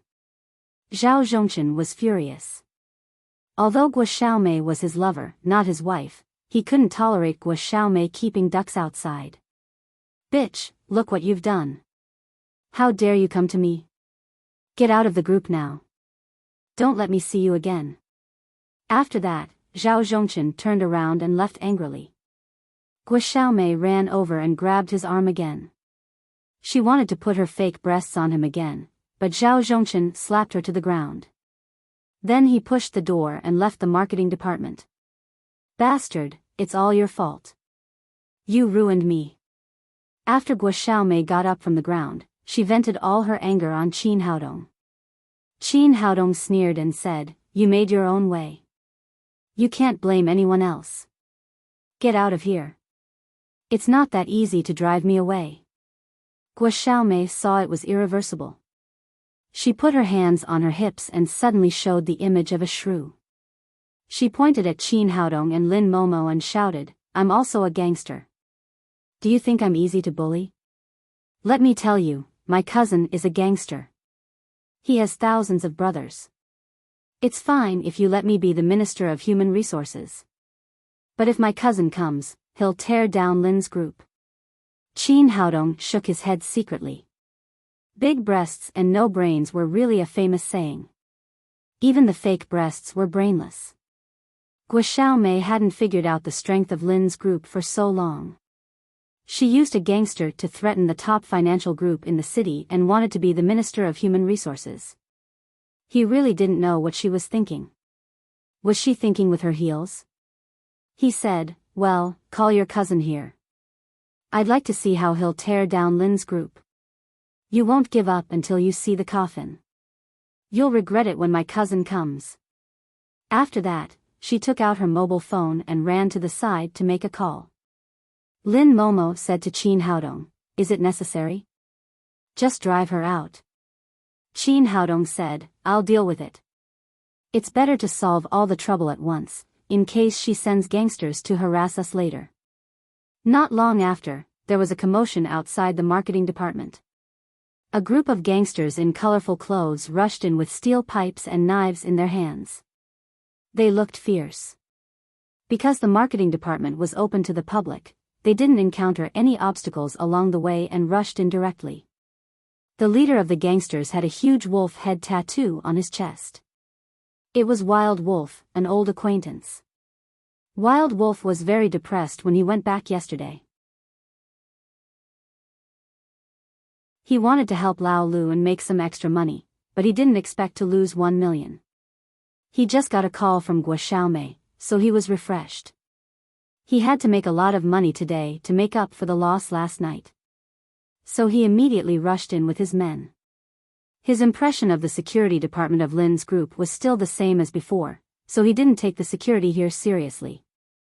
After entering the door, he waved the steel pipe in his hand and smashed a few cups.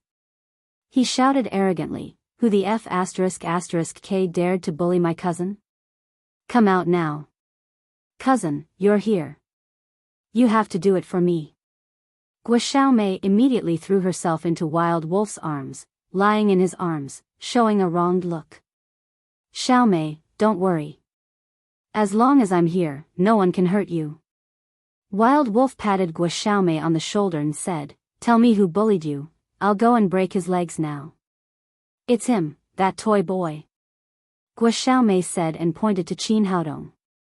There were a lot of people in the hall of the marketing department, so Wild Wolf saw Qin Haodong. His legs suddenly became weak, and he almost knelt on the ground.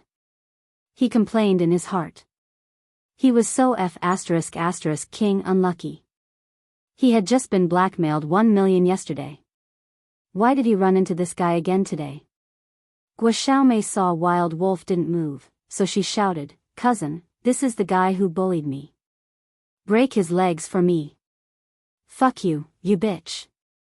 Wild Wolf kicked Gua Xiaomei's belly, and she fell to the ground. Gua Xiaomei didn't react for a moment. She cried on the ground, "Cousin, why did you hit me? You hit the wrong guy. That's exactly what I want to hit you, you bastard."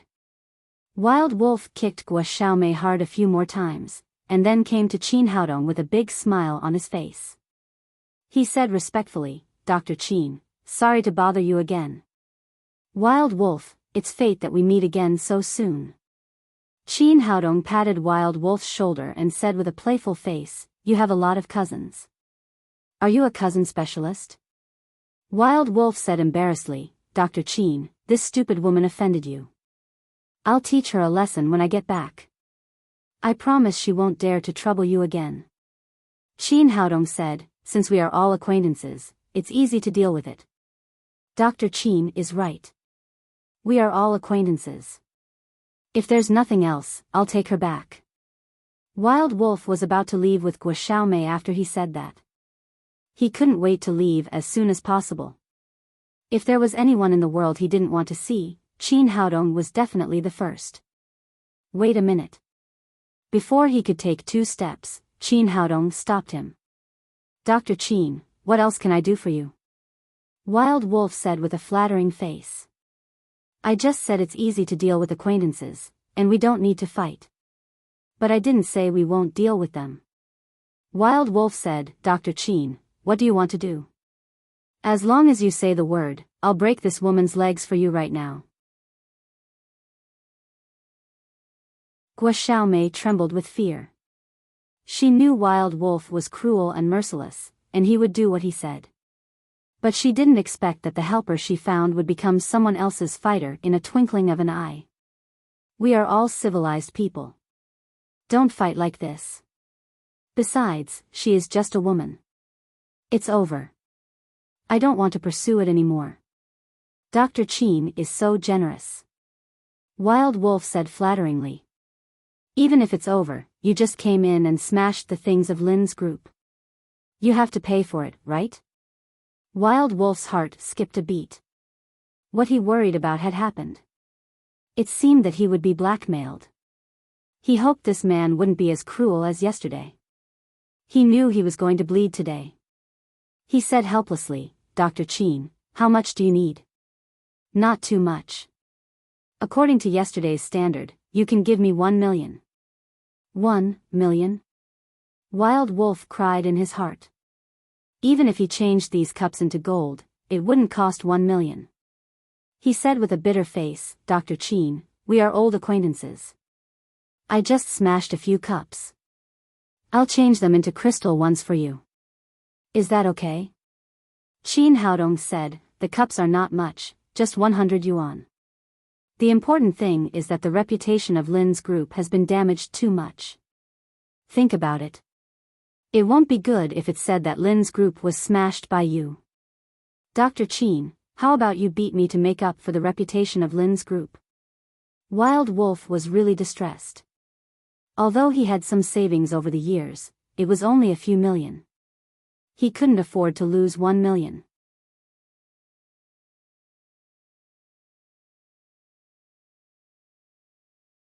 Chapter 195. P. Wild Wolf wanted to disagree, but he could do nothing about it. Regardless of whether it was his status or his martial prowess, he was completely suppressed by the other party. He could not resist at all. He had no choice but to take the bank card from Qin Haodong. He took out his phone and transferred 1 million yuan to Qin Haodong. Qin Haodong took back the bank card and said with a smile, it was a pleasure working with you. I hope you can come to me again in the future. P. Wolf's chest was hot and he almost spat out blood. Pleasure working with you? My heart is bleeding. At this time, his chest was filled with anger. He pointed at Guo Xiaomei, who was confused, and shouted to his men, take this bitch away. It was all because of Guo Xiaomei. He was not willing to lose 1 million yuan. We have to squeeze money out of this woman. Of course, Qin Haodong wouldn't stop her. A woman like Guo Xiaomei deserved to die. It had nothing to do with him. When these gangsters left, the staff of the marketing department looked at Qin Haodong with admiration and awe. Others would inevitably be blackmailed when encountering gangsters, but Qin Haodong had extorted 1 million yuan from them. The gap between people was too big. No wonder he could become the son-in-law of Lin's group and get the goddess. He really had the ability. Lin Momo and Qin Haodong went back to the president's office. She asked, what's the matter with Li Donghai? Qin Haodong briefly told the story of Li Donghai and his father, Li Kai.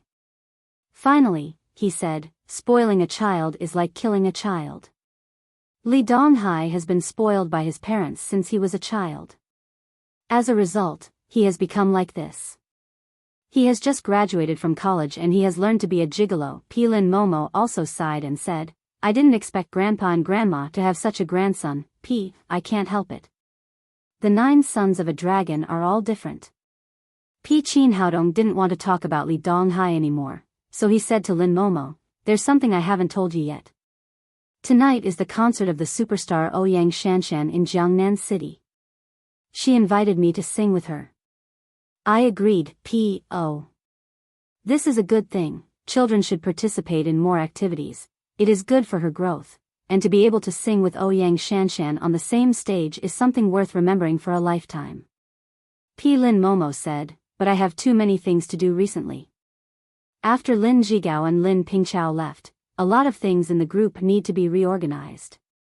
I have to work overtime tonight, so I can't go to see the little fellow's performance. It doesn't matter. You go on with your work. I'll go. Qin Haodong understood Lin Momo very well. It was not easy for a woman to control such a large group. Haodong, thank you for doing so much for us. Lin Momo looked at Qin Haodong affectionately.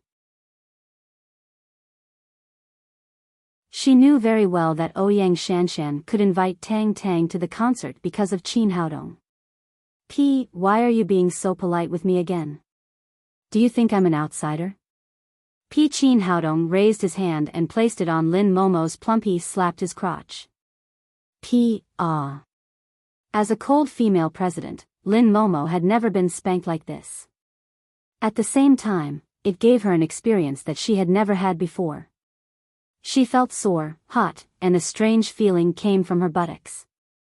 Her cheeks were red. She stared at Qin Haodong with her charming eyes and said, how can you be like this? Although she was complaining, her voice was so coquettish that it seemed like water was about to drip out.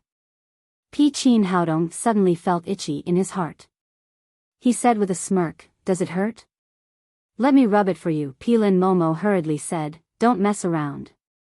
This is the company. What are you afraid of? Now the whole group knows that I'm the son-in-law of the group. It's natural for the son-in-law to be intimate with the girl. Then he stretched out his 2 big hands, like a big bad wolf pouncing on a little sheep. But at this moment, the phone in his pocket rang. Who is it? So disappointing. Qin Haodong muttered, but he still reached for the phone. He glanced at the caller ID and found it was Long Haisheng. After the phone was connected, Long Haisheng said politely, Dr. Qin, last time you said that you needed to treat Xiaobao again. Do you have time today? Qin Haodong had been so busy recently that he forgot about Long Xiaobao. He said, don't worry, I'll be there right away. Well, I'll wait for you at home. Long Haisheng said and hung up the phone. Go ahead. I'll go to see a patient first, and then go directly to the concert venue. I won't come back. Qin Haodong said and kissed Lin Momo's forehead gently. Take care of yourself. Don't be too tired. After leaving Lin's group, he came to Long Haisheng's home. Seeing Qin Haodong enter the door, Long Haisheng and his wife greeted him from afar. Long Xiaobao skipped and ran in front of them. His face had regained a healthy color, and an inch of black hair had grown on his head. If he didn't say it out loud, no one would be able to tell that he used to be a child with leukemia.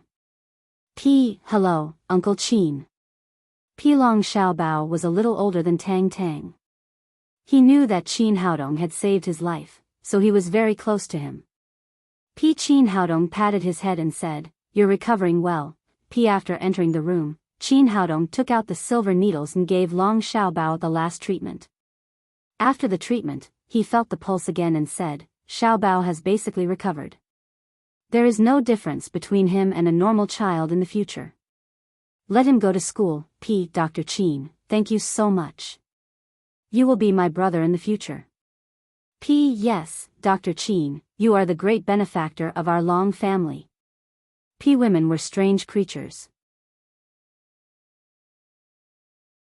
Since Long Xiaobao's illness recovered, Chao Ting had become a gentle and kind woman again. She was no longer the shrew she used to be. Long Xiaobao jumped out of bed and said, Uncle Qin, why didn't Sister Tang Tang come to play with me? Pi Chao-ting also said, yes, why didn't Tang Tang come? Now Xiao Bao wants to play with Sister Tang all day, Pi Qin Haodong said, Tang Tang has something to do. She will hold a concert with Ouyang Shanshan in the evening. She is rehearsing now, Sister Tang Tang is going to sing. I want to see it. I want to see it. Long Xiao Bao immediately jumped and shouted. It's amazing that she can sing with the big star Ouyang Shanshan. Chao Ting turned to Long Haisheng and said, let's go to the concert together, well, we must go to Tang Tang's concert. Long Haisheng said to Qin Haodong, Dr. Qin, let's go together. Qin Haodong said, our security company is responsible for the security of Ouyang Shanshan's concert this time, so I have something to do. See you tonight, Then he left Long Haisheng's house and drove to Daddy's security company. When he arrived at the company's yard, Zhang Tiniu had gathered all the company's security guards on the training ground. Today was different from the past. Everyone wore the special uniforms of Daddy's security company, with a specially designed logo on their chest. The company's security guards used to be excellent soldiers. After putting on the uniforms, a murderous aura suddenly filled the whole place, which was no less than that of regular soldiers. Nalan Wushuang wore a pure black vest with a unique low neckline that generously showed her beautiful cleavage line. She wore a pleated gauze skirt and a pair of white-pink shoes on her feet. Chi Wan was wearing a t-shirt with a suspender dress. The slim style perfectly showed her curvy figure and outlined her beautiful figure, which made her look very feminine. Two well-dressed women stood in front of many security guards, forming a sharp contrast, looking particularly beautiful and dazzling. Qin Haodong parked the car and stepped into the training ground. He nodded with satisfaction and said, not bad indeed. Nalan Wushuang looked at him and said, why are you so late? Everyone is waiting for you, Qin Haodong said, it's not too late, why not? We are responsible for the safety of the whole venue, so we have to intervene in advance. Nalan Wushuang threw a new security guard uniform to Qin Haodong and said, put this on quickly, and then let's go. Do I still need to wear this? Qin Haodong said. Why not? Now we are short of manpower, and even half of the security guards responsible for Miss Lin's safety have come back. So now you are no longer the boss, but a security guard, and you have to listen to my command. Today is the first large-scale activity of our Daddy Security Company, and Ouyang Shanshan's concert is also the best promotion for us, so we must not make any mistakes. Then why don't you wear the security guard uniform and dress so beautifully? Qin Haodong said discontentedly. Of course we are different from you. You men are responsible for safety, and we women are responsible for beauty. Sister Weiner and I represent the image of our Daddy Security Company. Well, I'll wear it. Qin Haodong opened the package and put on the security guard uniform. After everything was ready, the people of Daddy's security company came to the Jiangnan City Stadium, which was a large stadium with a capacity of more than 10,000 people. According to Ouyang Shanshan's influence, it would be full tonight, so the organizer had to invest a lot of security forces. Zhang Tiniu was better at organizing security, so Qin Haodong left all the work to him. He sneaked to the backstage and saw the little fellow and Ouyang Shanshan seriously training together. In order not to disturb the little fellow, he left after watching for a while. After walking around the stadium and familiarizing himself with the situation, he came to the entrance of the concert. The pressure at the entrance of all large-scale activities was the greatest. Zhang Tiniu personally guarded here with more than a dozen elite security guards, including whip and sword, who were taken back from Lin Momo. The time of the concert was getting closer and closer. The entrance had begun to allow the audience to enter with tickets. However, because of the hot weather, there were not many people at the beginning. Uncle Qin, you are so handsome. With a childish cry, Long Haisheng and his wife came to the entrance with Long Xiaobao in their arms, followed by Dafei and 7 or 8 bodyguards. Yes, I am handsome, so I look handsome in everything. Qin Haodong smiled and pinched Long Xiaobao's face.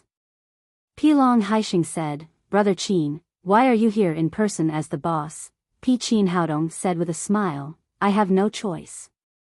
"There are not enough people," P. Long Xiaobao said. "Uncle Qin, where is Tang Tang?" "Why don't I see her?" P. Qin Haodong said. "Tang Tang is training. She will perform on the stage in a while. You will see her later." Pat this time, a young couple in their 20s came over. The girl had long hair and was holding a large bucket of popcorn in her hand. The girl exclaimed when she saw Long Xiaobao, "What a cute baby." P. "Little brother, this bucket of popcorn is for you, okay?"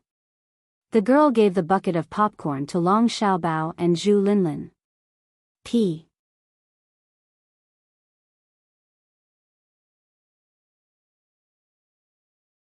Chapter 196. Because of Long Xiaobao's health, Chao Ting had never allowed him to eat junk food. She said politely when the girl brought the popcorn, "Thank you, but we can't take it." "You're welcome. It's just a bucket of popcorn. Save it for the children." As the woman spoke, she took another step forward and handed over the popcorn again. "Thank you, but we really can't take it." Chao Ting refused and said to Long Xiaobao, "Thank you, sister." "Thank you, sister, but I don't want it." Long Xiaobao said obediently. "Little brother, take it. The popcorn is delicious." After saying that, the girl suddenly shook her wrist, and the bucket of popcorn in her hand smashed toward Zhu Linlin and Long Xiaobao's faces. Then, the hand she had hidden under the popcorn popped out, and in it was a bright dagger. Just when Chao Ting and Long Xiaobao were at a loss and didn't understand what was going on, the dagger in the girl's hand had slid quickly to Long Xiaobao's neck. This move was fast and ruthless. Long Xiaobao was about to lose his life. Chao Ting was just an ordinary woman. She was completely scared at this time, standing there like a clay statue. It was too late for Dafei and his bodyguards to find the abnormality here. It was too late for them to come to the rescue. They could only watch helplessly. At this moment, a big hand suddenly appeared out of thin air and grabbed the female killer's wrist. The tip of the dagger was tightly attached to Long Xiaobao's throat. But no matter how hard the female killer tried, the dagger in her hand could not move a little bit. It was Qin Haodong who did it. He would not be polite to such a person who attacked children. He slightly exerted force in his hand, and a sound of bones cracking was heard. The bones of the female killer's right hand were crushed by him, and the dagger fell to the ground with a clang. Seeing that the female killer was subdued, everyone breathed a sigh of relief. But at this moment, the man who had been silent behind the female killer moved again. When everyone's attention was shifted to Long Xiaobao, he suddenly raised his hand and pointed a black pistol in his hand at Long Haisheng's face. Obviously, this was a pair of killers. Long Haisheng was their ultimate target, and the assassination of Long Xiaobao was just to divert everyone's attention.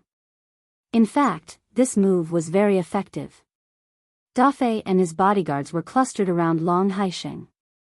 But at the moment when Long Xiaobao was in danger, everyone moved to Chao Ting's side, and the defense around Long Haisheng became empty. The young man's old-fashioned face showed a trace of cruelty. His finger moved and was about to pull the trigger, but at this moment, a long black whip swept over like a snake. The pistol fired, but it was also swept into the air by the long whip, and the bullet flew to who knows where. Before the young man could react, Sharp Sword chopped his neck with a knife, and knocked him to the ground.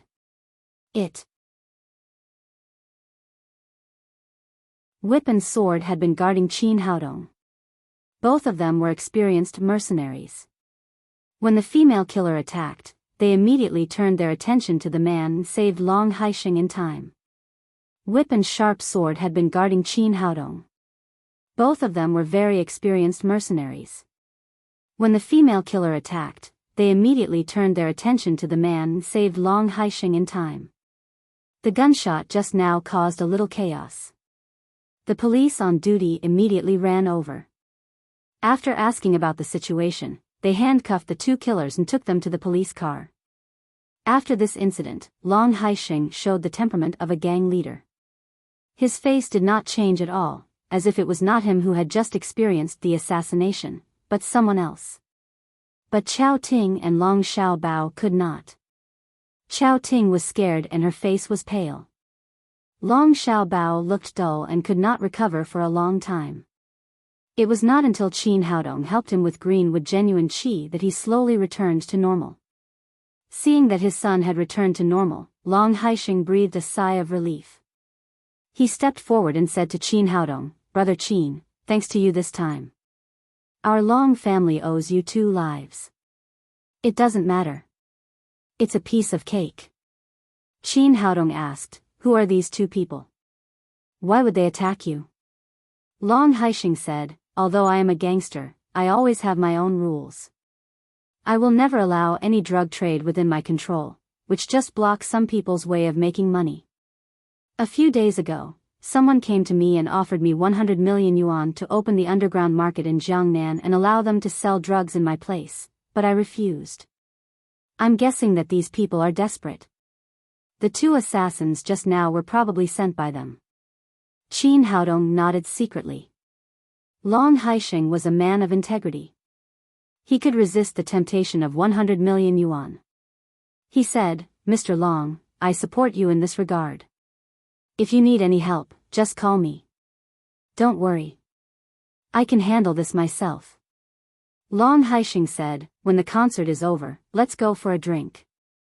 After that, he took Chao Ting and Long Xiaobao into the stadium and continued to watch the concert. Da Fei and those bodyguards closely guarded him. This episode was quickly diluted with the arrival of a large number of people. Few people knew what had just happened here. After this incident, the relationship between Qin Haodong and Long Haixing was closer. Long Haixing was grateful to Qin Haodong for saving his life, and Qin Haodong's understanding of Long Haixing deepened.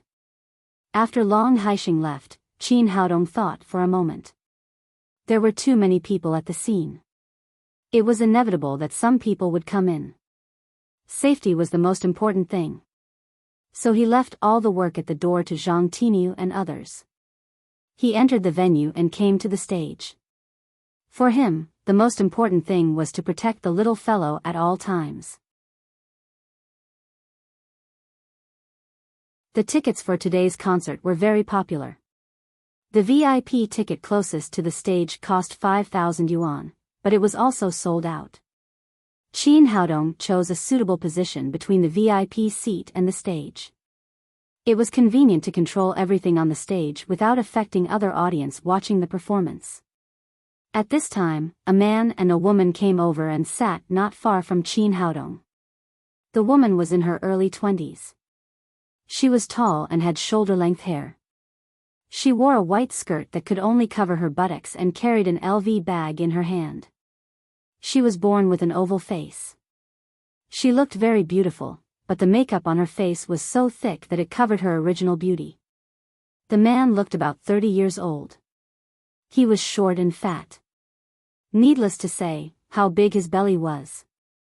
Anyway, he couldn't see his little brother when he peed. This guy was wearing luxury brands all over his body. It was worth a lot at first glance. He wore 3 big shiny diamond rings and an Omega gold watch worth millions. At this time, his right hand was holding the woman's waist, and his left hand kept moving on the woman's thigh. He was completely like a lecher. The two sat together and teased each other as if there was no one else. At this moment, the woman looked up and saw Qin Haodong in the corner. She cried in surprise, "It's you?" Qin Haodong turned his head and looked in the direction of the voice. When he saw the woman's face clearly, a memory left by his predecessor slowly appeared in his mind. A year ago, Qin Haodong stood in front of Lu Yuqing with a bouquet of red roses in his hand. He said excitedly, "Yuqing, I like you. Be my girlfriend." Lu Yuqing's reaction was far beyond Qin Haodong's expectation. She stared at him and looked disgusted, as if she had been greatly insulted. She said with an exaggerated expression, "Qin Haodong, are you kidding me? How dare a person like you confess to me?" Qin Haodong was recognized as the most handsome man in the university. He had good grades and was very arrogant. At this time, he was shocked by Lu Yuqing. He was stunned and didn't know what to do. He and Lu Yuqing were classmates. They usually talked very well and communicated a lot. They even made some jokes between men and women from time to time. Before this, he had thought that the relationship between the two had been smooth. All they needed was a confession. He didn't expect it to be like this. Seeing Qin Haodong's stunned expression, Lu Yuqing asked disdainfully, "Do you have a house in Jiangnan City if you want to pursue me?" Qin Haodong shook his head and said, "No." "Do you have a BMW?" "No." "Do you have a 7-figure deposit?" "No." "Since you have nothing, who gave you the courage to pursue me?" Lu Yuqing said proudly, "Do you know that there is a rich young man pursuing me now? His family's assets are hundreds of millions, and he has more than a dozen houses in Jiangnan City. How can you compete with him?" "If you were me, what would you choose?" Qin Haodong said, "Yuqing, it's about feelings when two people are in love. Why are you so realistic?" Lu Yuqing said, "I'm so beautiful. A woman's beauty is the same as a man's wealth. They are the biggest capital. Since I have capital, I should make good use of it and think about my future happiness." Qin Haodong slowly came to his senses and realized that the beautiful Lu Yuqing in front of him was such a realistic woman. She didn't care about his feelings and self-esteem at all. He raised his hand and threw the rose in his hand into the trash can next to him. He said coldly, "Lu Yuqing, I always think that feelings are more important than money. Money can be earned, but feelings can't be bought with money. Don't bully a young man because he's poor. Although I'm not a rich second generation, I can be a rich first generation." Lu Yuqing sneered and said, "Do you think money is so easy to earn? People like you will never be a rich first generation." After thinking about all this, Qin Haodong's mouth showed a faint smile. His predecessor's taste was too low. How could he confess to such a woman? Seeing this materialistic woman again, Qin Haodong's mood didn't change much. He said lightly, "Lu Yuqing, I didn't expect to see you here." The fat man glanced at Qin Haodong and his expression suddenly became cold. Women were not the only ones who were good at jealousy. He was the same. Every time he saw a man who was more handsome than him, he would be jealous to death. Especially this man in front of him was not only handsome, but also seemed to have some inexplicable things with his woman. He asked, "Yuqing, who is this man?" Lu Yuqing said quickly, "Honey, don't think too much.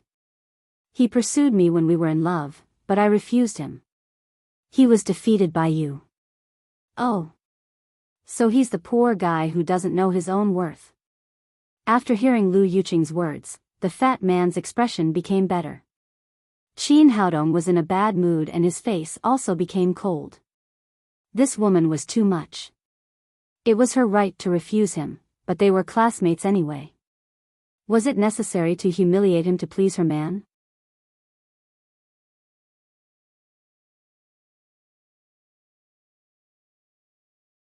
Chapter 197.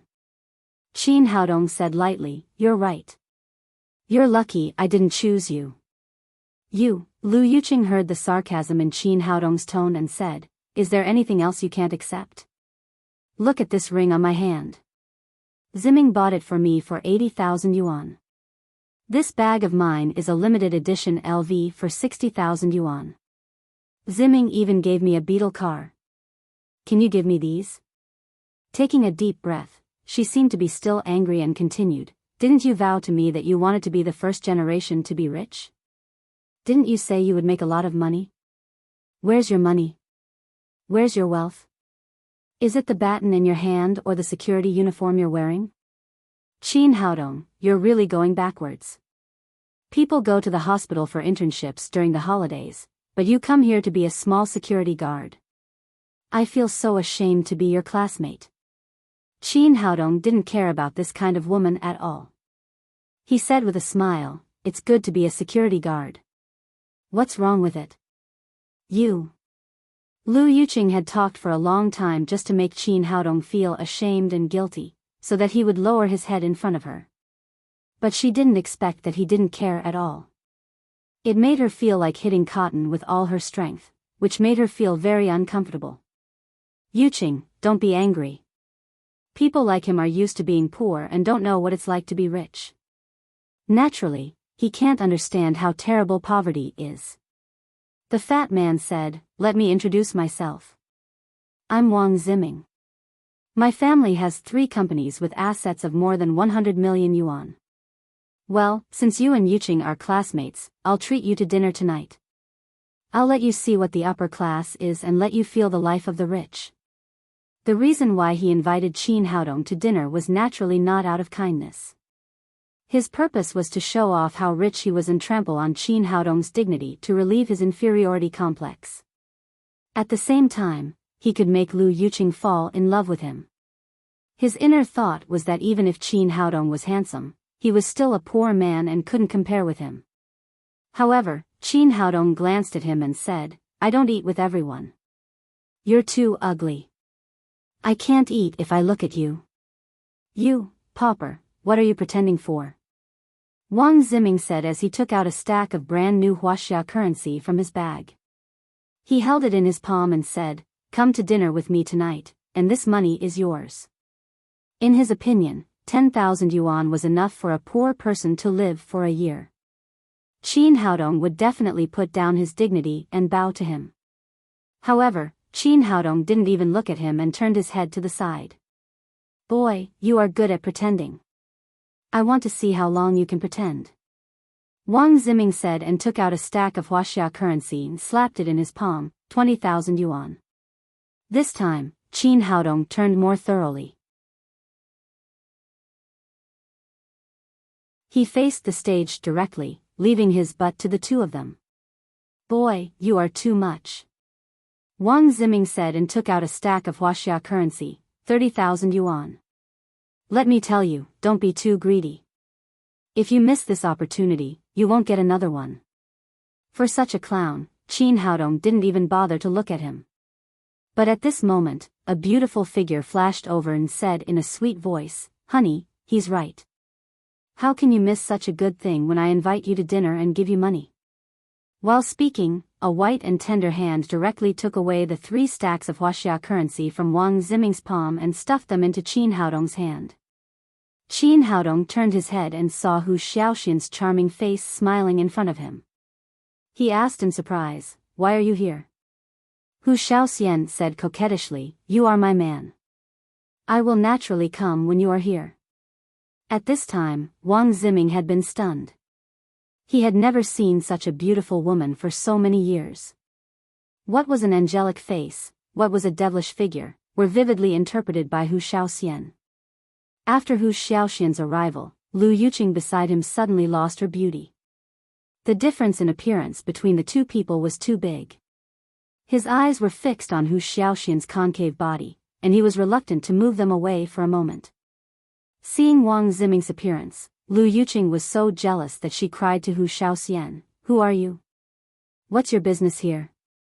Auntie, why are you so fierce? I am Haodong's girlfriend.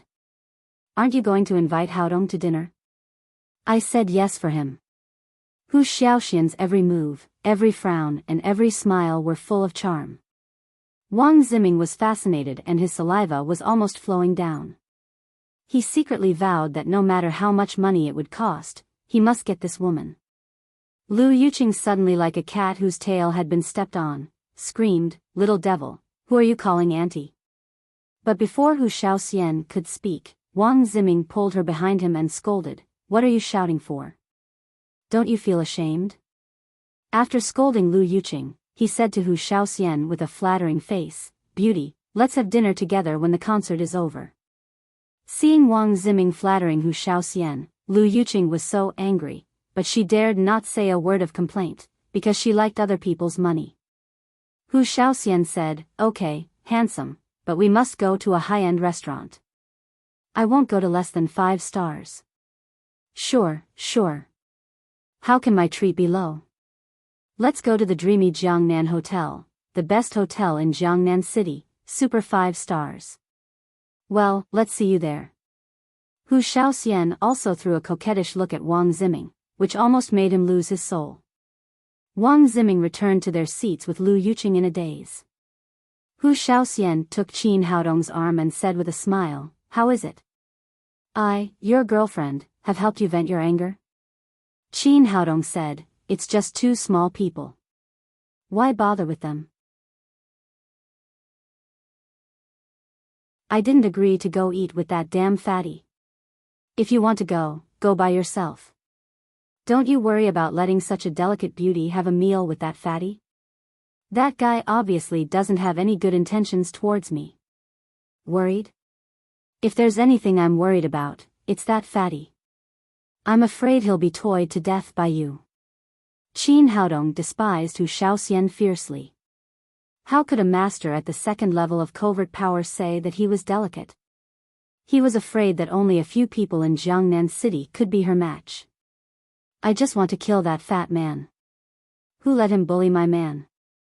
Hu Shaoxian laughed and said, "I just saw them ganging up to bully you. Since this kind of person likes to pretend.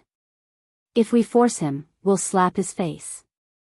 Qin Haodong knew that Hu Shaoxian was being kind, but he still said, "I can't do that. I have an appointment with my friends tonight. I don't have time to have dinner with them." "What's wrong with that? Let's go together. The more people there are, the livelier it will be. When the time comes, we'll ruthlessly slaughter that damn fatty and make him bleed a little more." Hu Shaoxian took Qin Haodong's hand and said, "Anyway, I've already promised him to go. If you don't go, I'll take you there." Seeing that more and more people were paying attention to them, Qin Haodong said helplessly, "Well, let's wait until the concert is over. Then I'll ask my friend. If he agrees, we'll go. If he doesn't agree, forget it. Don't worry, I'll make him agree." Hu Shaoxian laughed. "How did you get in? The concert is about to start. Hurry up and find a place to sit." "Of course I got a ticket to come in." Hu Shaoxian took out a VIP ticket and shook it in front of Qin Haodong. Then she sat on a chair not far away and looked at him with a smile. She made a face from time to time. Qin Haodong was not surprised about this. As a member of the special department, it was very easy to get a VIP ticket. After a while, the concert finally began.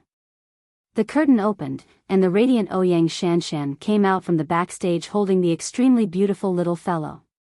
As soon as the two beauties appeared, they won the applause of the audience. The two people sang as they walked. Ouyang Shanshan's voice was high and melodious, and the little fellow's voice was pure and sweet. The two voices perfectly combined and complemented each other, like the sound of nature. Originally, there were many people who disagreed with Ouyang Shanshan's arrangement. They thought that a child should not be allowed to participate in such an important concert. Tang Tang used her beautiful voice to stop these people's mouths and won the applause and love of all the audience at the scene. The whole concert was unprecedentedly enthusiastic. Many people's palms were numb. After 3 hours, the concert successfully came to an end. During the whole concert, Wang Ziming's eyes had been wandering between Ouyang Shanshan and Hu Shaoxian next to him. There was no harm without comparison. After seeing these two super beauties, and then looking at Lu Yuqing next to him, there was no passion at all. He was afraid that at this time, he would let the two of them go. He was afraid that at this time, he had lost interest in the sheets. As soon as the concert was over, he immediately ran to Hu Shaoxian and said, "Beautiful lady, I have booked VIP room number 10 in dreamy Jiangnan. You can go with me in my car." He deliberately emphasized that he had booked a VIP room. The implication was that he wanted to show his identity and attract Hu Shaoxian's attention. In fact, VIP room number 10 was the lowest of the VIP rooms in dreamy Jiangnan, which was much lower than the VIP room number 3 with the terrace.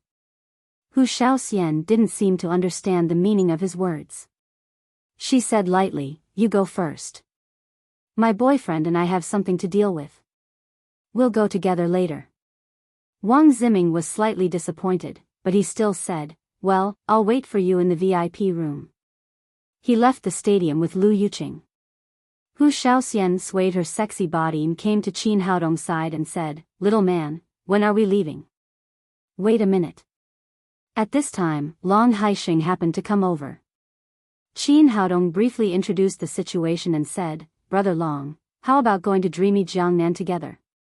After learning that Long Haixing desperately prevented drugs from entering the underground world of Jiangnan, Qin Haodong directly changed his address to Brother Long. Long Haixing was secretly happy. He knew that his relationship with this young man was closer. He said, "I just want to get together with my brother and have a toast. It doesn't matter where we are." After that, he turned to Dafei and said, "Can you send my wife and Xiaobao home first?" Dafei said, "Boss, what about your safety?" Long Haixing said, "I am with Brother Qin. There is no problem with my safety. You go back first." Dafei nodded. He had a deep understanding of Qin Haodong's skills. They were more useful than 100 bodyguards. Later, Qin Haodong called Sword and Whip and arranged for them to send the little fellow and Ouyang Shanshan to dreamy Jiangnan after removing their makeup. Everything was arranged. Qin Haodong, Hu Shaoxian and Long Haixing got in the car together.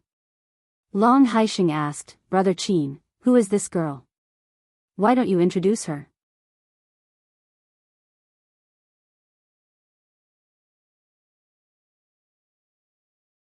Chapter 198. Qin Haodong said, "Brother Long, her name is Hu Shaoxian. We are just ordinary friends." He wanted to explain, but Long Haixing didn't believe him at all. He said with a smile, "Brother, you don't have to explain. I was also a man from that time. It's not a big deal to be a playboy. You are a capable man. It's not a big deal to have more girlfriends." Qin Haodong also knew that the more he explained, the worse it would get, so he didn't say more. Soon they arrived at dreamy Jiangnan. Under the guidance of the waiter, they came to VIP room number 10. Compared with the previous VIP room number 3, the area here was half the size, and the decoration was much worse, but it was still a grade higher than the ordinary private room. Wang Ziming and Lu Yuqing had been waiting in the private room for a long time. When Qin Haodong came in, Wang Ziming didn't move, but then he saw Hu Shaoxian following closely behind and immediately greeted her with a smile. "Beautiful lady, you're here. Please sit down." Hu Shaoxian said with a smile, "Handsome, Haodong and I also brought a friend. Do you mind?" "I don't mind, of course not." Wang Ziming glanced at Long Haixing, who was wearing sunglasses, and didn't pay attention to him at all. In his opinion, the friend of a small security guard was certainly not a great person. After they were all seated, he looked at Qin Haodong proudly and said, "What do you think? Security guards like you have never been to such a luxurious entertainment place in your life, have you? Let me tell you, a meal here is enough for you to earn several years as a security guard. It's right to bring your friend here. I guess it's impossible for you to eat here from now on. You know, the VIP room of dreamy Jiangnan can't be booked with money. It's a symbol of status." Hearing this guy's words, Long Haixing's face suddenly sank. As the underground leader of Jiangnan City, who dared to talk to him like this? However, everything he did today was based on Qin Haodong. Seeing that Qin Haodong didn't say anything, he didn't speak. Seeing that Qin Haodong and Long Haixing didn't speak, Wang Ziming became more and more proud. Only in this way could he show his special identity and attract the attention of the beauty opposite him.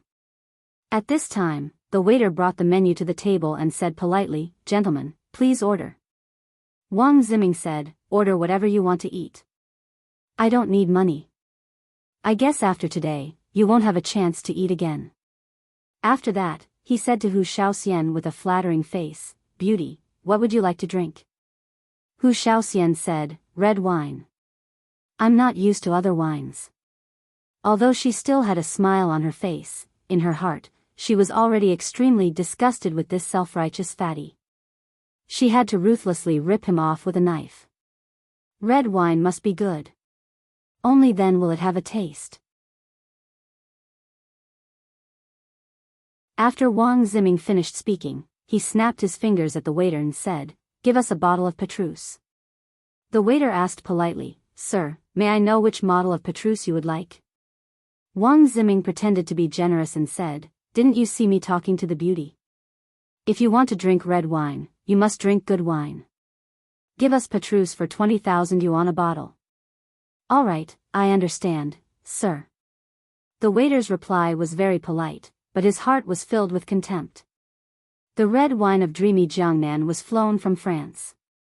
The wine was good, and the price was naturally high. The cheapest bottle of Petrus was 20,000 yuan. Wang Ziming said it so generously. It was obvious that he was bullying Qin Haodong because they had not drunk good red wine and did not know the price of red wine. Wang Ziming did think so.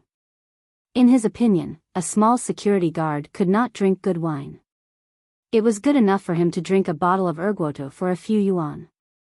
He turned to Hu Shaoxian and said proudly, How about it, beauty? Are you satisfied? You know, 20,000 yuan a bottle is a high-end wine. Many people can't earn 20,000 yuan a year. Hu Shaoxian said with a smile, Brother, I don't remember it like this. Isn't the cheapest Petrus in dreamy Jiangnan 20,000 yuan?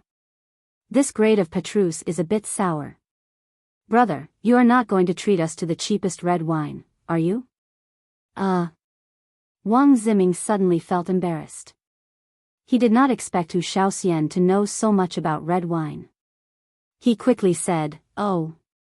Of course not. I just said it casually. Of course, we should drink good wine when we treat a beauty. He turned to the waiter and said, Did you hear that? Give us 50,000 yuan a bottle of Petrus. Yes, sir. The waiter was about to leave with the menu, but Qin Haodong raised his hand and stopped her. Wait a minute, miss. Is there only one bottle of red wine ordered by Mr. Wang? Yes, sir. There is only one bottle of Petrus. But there are 5 of us. How can one bottle of red wine be enough? Qin Haodong said to Wang Ziming, Mr. Wang, didn't you say you would take me here to broaden my horizons? We are all good drinkers. Everyone's glass can't be filled with a bottle of red wine.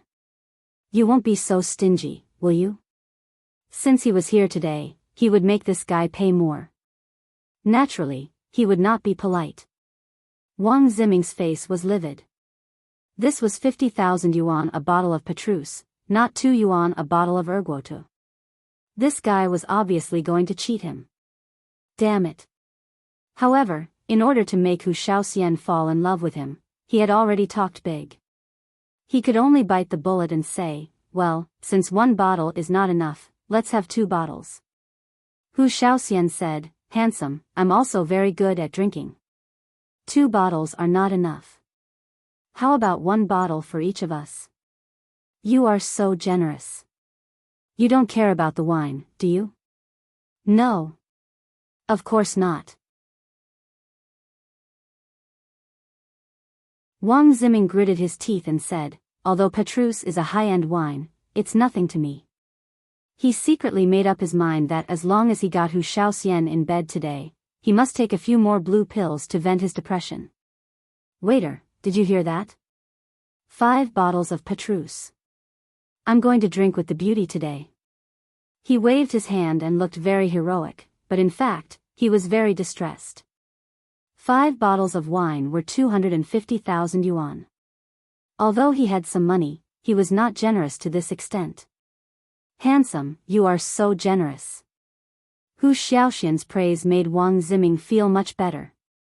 He said proudly, of course, I'm a man, and men naturally don't care about this little money. Beauty, I still don't know your name. Is it convenient to tell me? Handsome, my name is Hu Shaoxian. Hu Shaoxian, good name.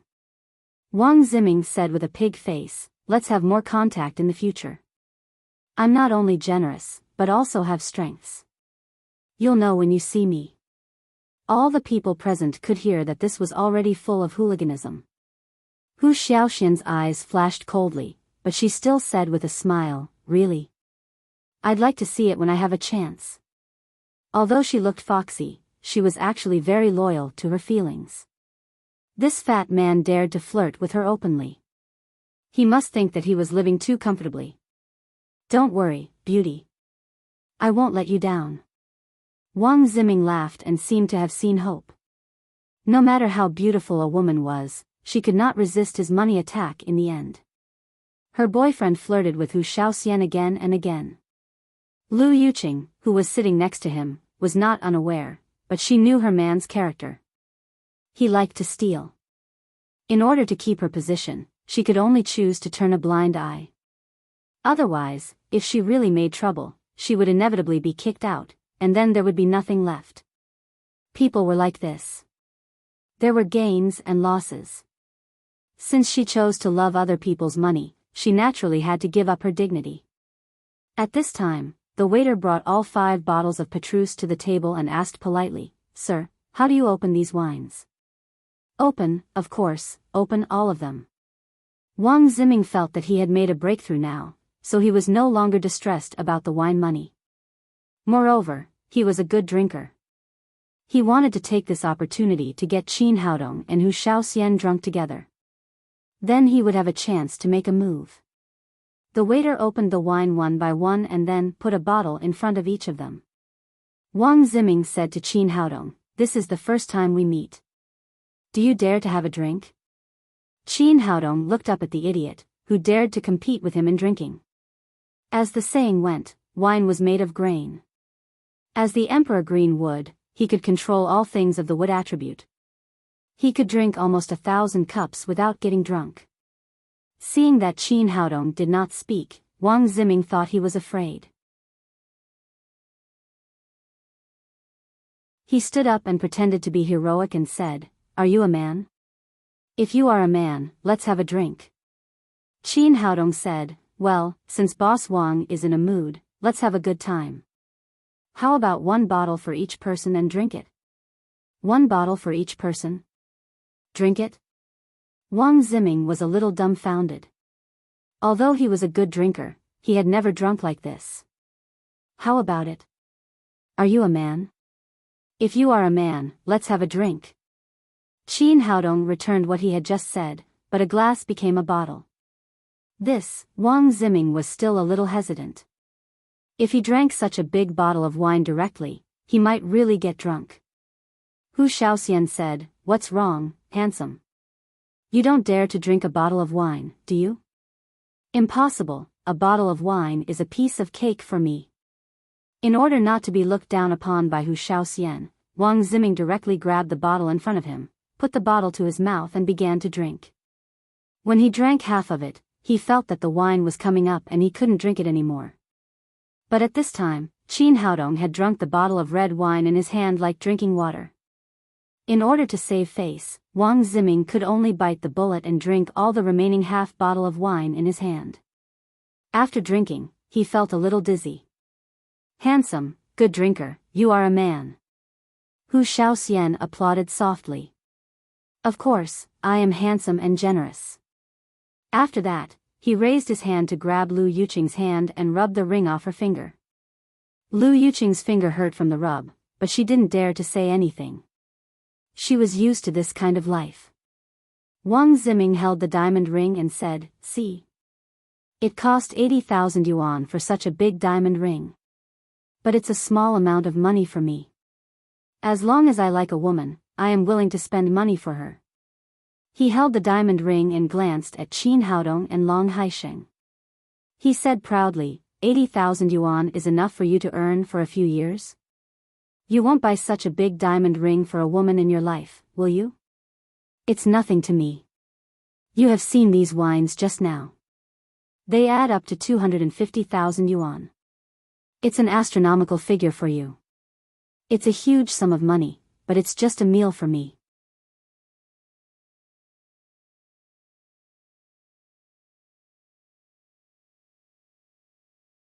Chapter 199. However, neither Qin Haodong, Long Haisheng or Hu Shaoxian took 80,000 yuan seriously. On the contrary, this kind of show-off was too childish for them. Seeing that no one spoke, Wang Ziming thought that these people were shocked by his generosity.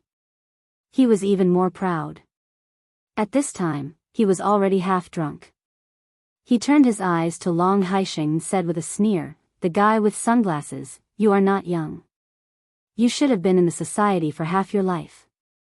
Tell me, can you afford such a big diamond ring?" Long Haisheng did not speak. This scene was a bit too dramatic. No one could have imagined that someone would dare to question and insult the leader of the underground world in Jiangnan City. "Why don't you speak? Hurt your self-esteem, isn't it? You are middle-aged, but you are still so poor. Isn't it sad? Isn't it shameful?" While speaking, the prince stood up and walked to Long Haisheng. He patted him on the shoulder and said, "I hate it when people pretend to be pretentious. You are so poor, but you wear sunglasses all day long. You pretend to be a gangster, don't you?" Long Haisheng's face was livid, but he still did not say a word because of his identity. Although it was the first time they met, as a member of the special department, Hu Shaoxian was clear about Long Haisheng's identity. At this time, she could not help laughing. The fat man was so pretentious in front of the underground boss. He didn't know how miserable he would die later. But he couldn't blame others. It was really his own fault. Wang Ziming did not know this. He reached out and took off the sunglasses on Long Haisheng's face. He weighed them in his hand and said, "What the hell, it's still Tyrannosaurus Rex's. Now this fake is really good. It looks like the real one." Then he put the sunglasses full of fingerprints back on Long Haisheng's face. Long Haisheng was on the verge of rage at this time, but he didn't bring anyone with him today. As the boss, he couldn't do it himself, so he endured it for the time being. But once he left here, he would let Wang Ziming know what a stupid mistake he had just made. Wang Ziming was getting more and more drunk. He turned around and shouted to everyone, "You don't know how awesome I am. I have friends in both the black and the white. Let me tell you, I have just called Mr. Liu of Duku Entertainment Company. He is my best friend. He will come to have dinner with us soon. Do you feel honored?" He swayed to Hu Shaoxian and said, "Beauty, I'm very powerful. Do you believe that I can make Ouyang Shanshan drink with us with a phone call now?" These words were not entirely drunken talk. He did have a good relationship with Lu Huaqiang of Duku Entertainment Company. The company had certain business dealings, and he had spent money to sleep with several C-list celebrities of the entertainment company. In his opinion, as long as the money was in place, it would not be difficult to invite Ouyang Shanshan over. After all, no matter how famous Ouyang Shanshan was, she was still an artist working under Lu Huaqiang. He did not know that Ouyang Shanshan controlled Lu Huaqiang's life-death note and was treated like a living Buddha by Lu Huaqiang. Hu Shaoxian smiled and said, "Really? Brother, I don't believe it. Why don't you invite Ouyang Shanshan to show us? You don't believe it? Wait, I'll make a call now." Then he took out his mobile phone and dialed Lu Huaqiang's number. "Where is Mr. Lu? We are waiting for you to drink. Mr. Lu, can you invite Ouyang Shanshan to come over? As long as she is willing to come, I will pay as much as she wants." "What? She has something to do and has left Jiangnan." After a few minutes, he hung up the phone and said to Hu Shaoxian awkwardly, "I'm sorry, beauty. Ouyang Shanshan has something to do. She is not in Jiangnan City now. If she is here, I can definitely ask her to come over with a phone call." Although he was a little drunk, he did not completely lose his mind. In fact, Lu Huaqiang told him that Ouyang Shanshan could not come over because she had something else to do. The so-called excuse of leaving Jiangnan City was completely made up by him to cover up his embarrassment. Hu Shaoxian knew very well that Ouyang Shanshan had not left, and would come here soon. She jokingly said to Wang Ziming, "Handsome, is what you said true? Did Ouyang Shanshan really leave?" "Of course it's true. If she is in Jiangnan City, she will definitely come over. I still have this little face." As he was talking, the door of the private room opened. A stunning beauty and a beautiful little girl came in together. It was Ouyang Shanshan and Tang Tang who had just finished their performance. Wang Ziming suddenly felt like a duck being strangled and could not say a word. He had just said that Ouyang Shanshan had left Jiangnan City. He did not expect that she would appear in front of him in a twinkling of an eye. Although the room was extremely quiet, everyone seemed to hear the sound of slapping in the face. Fortunately, no one paid attention to him at this time. Everyone's attention was transferred to the two beauties, one big and one small. The little fellow happily jumped into Qin Haodong's arms and said, "Papa, did I act well today?" Qin Haodong picked up his daughter, kissed her little face and said, "Good, it's very good. You will definitely become a big star in the future." At this time, Wang Ziming suddenly understood. It must be that Lu Huaqiang felt embarrassed after receiving his call, so he asked Ouyang Shanshan to put off the things there and come to accompany him. Thinking of this, he suddenly felt that his face was back. He stepped forward and said to Ouyang Shanshan, "Miss Ouyang, I'm Wang Ziming. Thank you for coming to dinner." Ouyang Shanshan glanced at the fat man in front of her and said in surprise, "Who is Wang Ziming?" "I don't know you." Wang Ziming said, "I'm a friend of Mr. Lu." "Didn't Mr. Lu ask you to come over for dinner?" "I'm sorry, I didn't get Mr. Lu's call, and I don't know who you are." "I'm here to find my friend." Ouyang Shanshan had seen this kind of person many times. After that, she ignored him and stepped to Qin Haodong's side and sat down. Wang Ziming stood there with his face burning and embarrassed.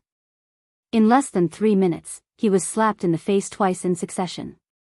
Even if he was thick-skinned, he felt extremely ugly. He couldn't understand how Ouyang Shanshan came if she hadn't received his invitation. Was she really a friend of this little white face in front of him? How could this be possible? How could a big star know a little security guard? At this time, Hu Shaoxian was on the left side of Qin Haodong, and Ouyang Shanshan was on the right side. The two beauties accompanied each other, which made Wang Ziming go crazy with jealousy. He took his mobile phone out of his pocket and dialed Lu Huaqiang's number again. He wanted to ask what was going on. But soon after he dialed, a sweet music sounded from the door, and Lu Huaqiang pushed the door and came in from the outside. Seeing Lu Huaqiang, Wang Ziming looked happy and quickly put away his mobile phone to greet him. "Brother Lu, you're here. Didn't you introduce me to Ouyang Shanshan? Why did she say she didn't know me?" "Ouyang Shanshan, is she here?" Lu Huaqiang only knew that Qin Haodong called Ouyang Shanshan away, but he didn't know where they went. He glanced around the room and suddenly saw the two people sitting opposite him. When Wang Ziming asked him to come to dinner, he had said that today he would have dinner with his girlfriend's ex-boyfriend, a little security guard who had never seen the world, and asked him to come and help him. Originally, Lu Huaqiang didn't care, but at this time, when he saw Qin Haodong's security uniform, he immediately understood who the little security guard Wang Ziming was talking about was. He couldn't help crying in his heart. This was not a little security guard. He was clearly the big boss of Daddy's security company, the living ancestor that he couldn't afford to offend. At this time, he had already cursed Wang Ziming's ancestors from the beginning to the 18th generation in his heart. This was obviously a trap. Not to mention stepping on Qin Haodong, he was trembling. However, he was also an experienced man, and his brain turned very fast. He pretended to say, "Oh, Brother Wang, I suddenly remembered that I have something important to do." "You're busy. I'll go first." After that, he pretended not to see Qin Haodong and Ouyang Shanshan. He turned around and ran faster than a rabbit. As for Wang Ziming's life or death, he didn't care. Wang Ziming had been completely confused. He didn't understand what was going on. Originally, he wanted Lu Huaqiang to suppress Ouyang Shanshan and help him save face. But how could this man just come and leave, and run so fast that he didn't even give him a chance to ask questions? Looking back at Qin Haodong, he seemed to feel the sarcasm in Hu Xiaoxian's eyes. "No, I must get back this face today. Since the legal way doesn't work, then I'll find the underworld." Thinking of this, Wang Ziming turned into the bathroom, took out his mobile phone and dialed a phone number. Cousin? I'm having dinner with someone in dreamy Jiangnan. There's a guy who doesn't give me face. Come and help me teach him a lesson and support me. Don't worry, I'll definitely pay for my brother's hard work. After Wolf left Lin's group with Guo Xiaomei, he took her directly to his base camp, Black Rose Bar. This time he lost 1 million yuan in vain. Of course, he couldn't pay the money himself. He had to squeeze it from Guo Xiaomei. However, Guo Xiaomei didn't have so much money. After suffering a lot, she barely took out 500,000 yuan. She also gave Wolf an IOU of 500,000 yuan. Then she was left in the bar as a waitress. Miss Tai, when she paid off the debt, she could leave. Although the matter had been solved, Wolf was still very depressed. He was sitting in the bar drinking when he suddenly received a call from Wang Ziming. Hearing that Wang Ziming was willing to pay for him to trample on people, he couldn't help but feel excited. He just happened to get back some of the losses of the past 2 days. But now he was also a little scared. He was afraid to go out and meet Qin Haodong again. He quickly asked, "Is the person you said a doctor?" Wang Ziming said, "Not a doctor, just a small security guard. He has no background at all." Hearing that it was not a doctor, Wolf was immediately relieved. As long as it was not Qin Haodong, he was not afraid. He patted his chest and said, "Don't worry, such a small person, I promise to trample on him. How far do you want me to go?" Thinking of Qin Haodong's handsome face, Wang Ziming was jealous to death. He said fiercely, "Break the boy's legs, and then scrape his face. I like his woman, and I want her. It's easy to do, but you have to pay 500,000 yuan after it's done." Wolf opened his mouth and was ready to get back the 500,000 yuan he had just lost from Wang Ziming. Although the price was a little expensive, Wang Ziming gritted his teeth and said, "No problem." Wolf said, "That's a deal. You wait, my cousin will be here in 5 minutes." After the phone call, Wang Ziming suddenly had confidence. He thought that these bumpkins who had never seen the world would be scared to death when the wild wolf came.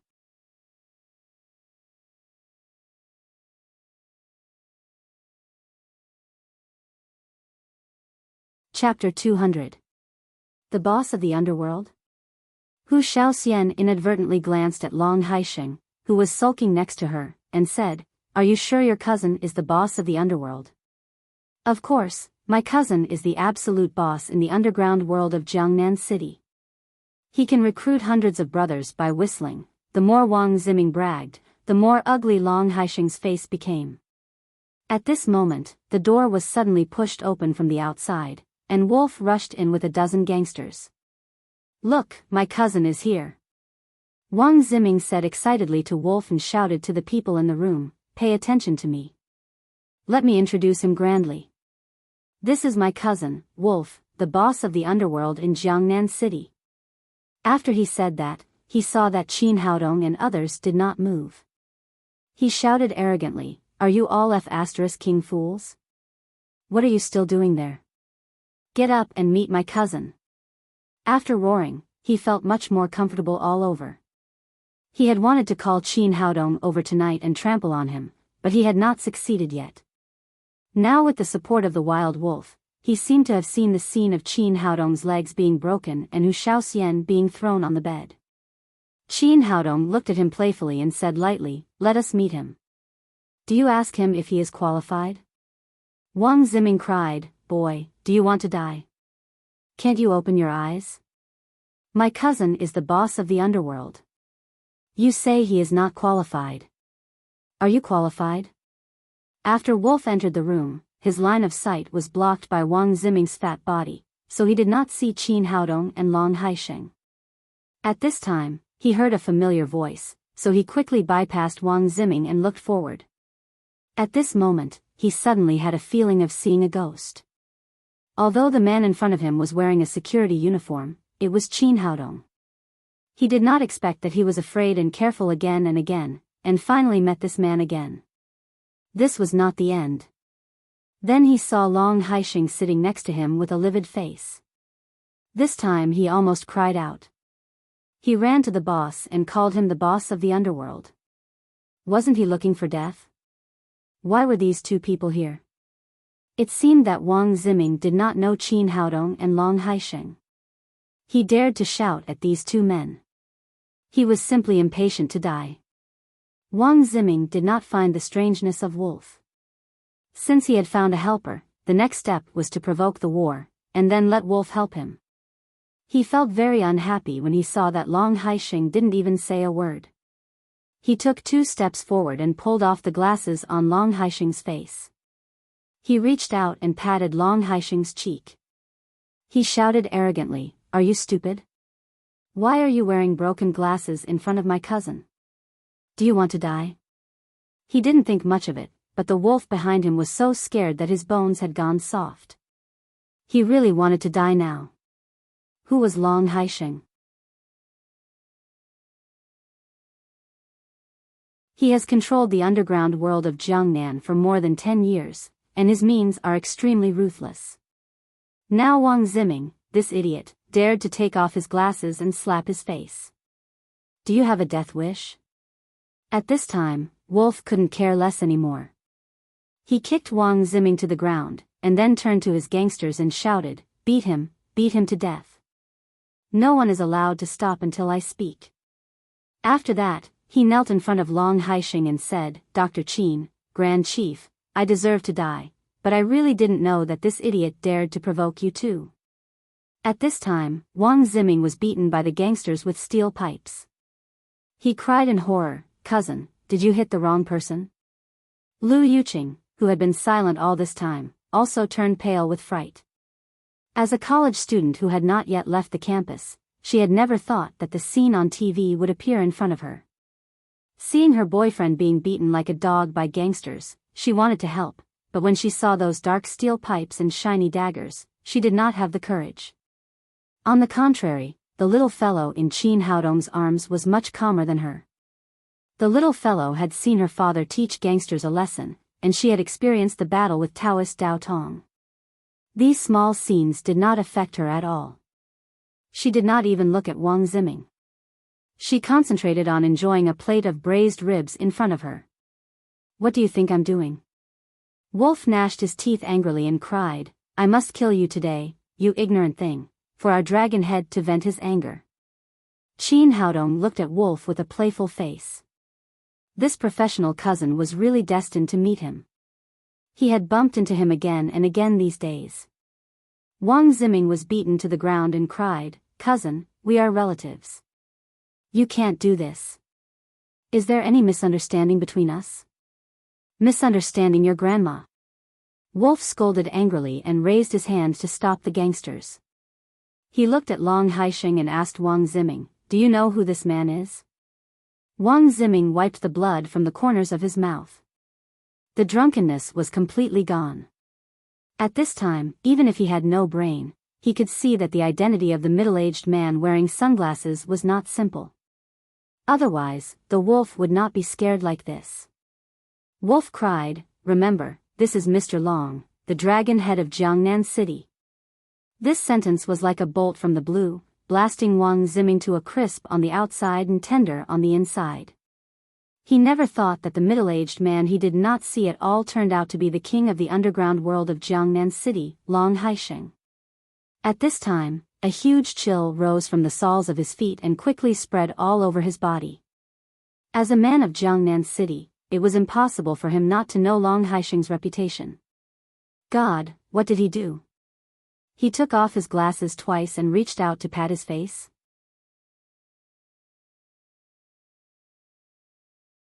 Wang Ziming really wanted to kill himself on the wall, but he did not have the courage. "Tell me, do you deserve to die?" Wolf said ferociously. What he was most afraid of now was that Long Haisheng would vent his anger on him. The dragon head had not spoken until now, so he had no confidence at all. Wang Ziming came to his senses and knelt down in front of Long Haisheng. "Forgive me, dragon head. I was blind. I didn't recognize Mount Tai. I deserve to die. I really deserve to die." Long Haisheng finally spoke. He pointed to Qin Haodong and said in a cold voice, "Apologize to my brother first. If he doesn't forgive you today, you must die." Wang Ziming looked at Qin Haodong with a blank face. He was very puzzled. Wasn't this a small security guard? How could he become the brother of the dragon head? Today, he wanted to trample on this toy boy. He didn't expect that he would kick an iron plate. Now his life was in the hands of others. Long Haisheng was famous for his cruelty. He had no doubt about the authenticity of his words. As long as Qin Haodong was not satisfied, he was afraid that he would say goodbye to the colorful world. Thinking of this, he did not dare to delay. He knelt directly in front of Qin Haodong. He raised his hand and slapped himself in the face. He said, "I'm sorry. I was wrong today." At this moment, looking at Wang Ziming kneeling on the ground, Lu Yuqing's mood was extremely complicated. She thought that refusing Qin Haodong and accepting this rich child was the best choice in her life. But now it seemed that it was really right. At the same time, she was also full of doubts. Qin Haodong was her college classmate. His family had always been poor. He had been working outside and studying. Just now he was a security guard in the stadium. How could he become the brother of the Jiangnan dragon head in a twinkling of an eye? Qin Haodong looked at Wang Ziming kneeling on the ground and said, "Get out of here. Don't affect my daughter's meal." "Thank you. Thank you." Wang Ziming apologized again and again. Wolf slapped him in the face and scolded, "Dr. Qin let you go. He is generous, but you can't know what's good for you." Wolf was now trying his best to leave a good impression on Long Haisheng. "Then, what do you want me to do?" Wang Ziming asked, covering his face. "Pay. How much should I pay?" 10 million. Wild Wolf not only used Qin Haodong's method of punishing him on Wang Ziming, but also increased it tenfold. Isn't it too much? Can you reduce it a little?" Wang Ziming asked with some pain. All his current liquidity was barely more than 10 million yuan. "Bullshit." Wolf raised his hand and slapped Qin Haodong's face again. "You offended Dr. Qin. It's already a great gift for you to pay for your life. How dare you bargain with him?" I'll give it now." Wang Ziming took his handbag tremblingly, took out the checkbook from it, wrote a check of 10 million yuan and sent it to Wolf.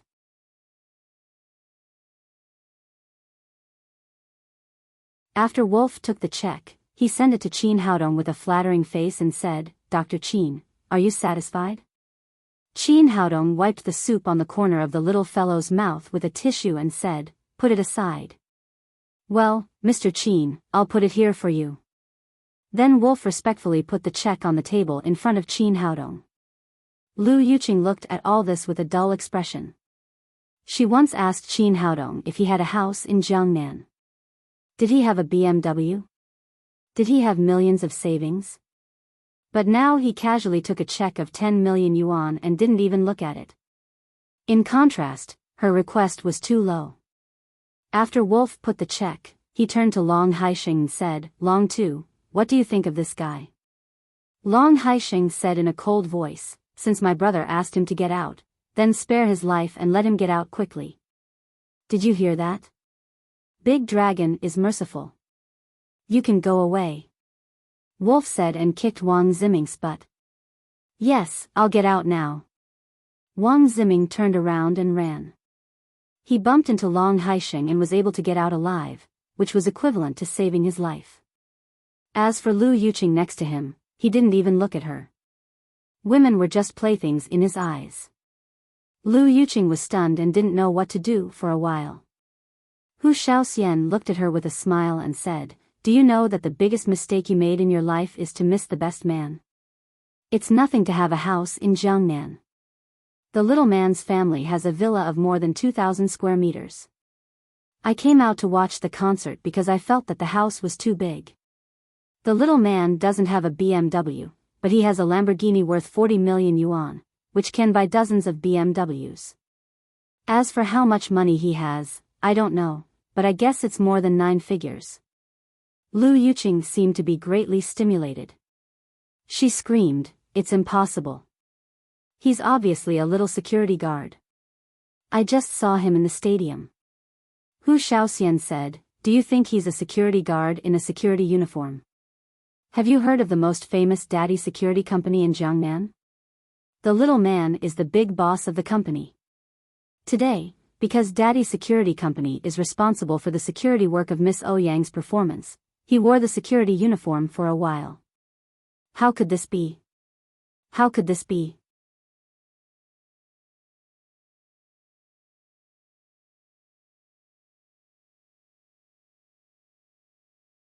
Chapter 201.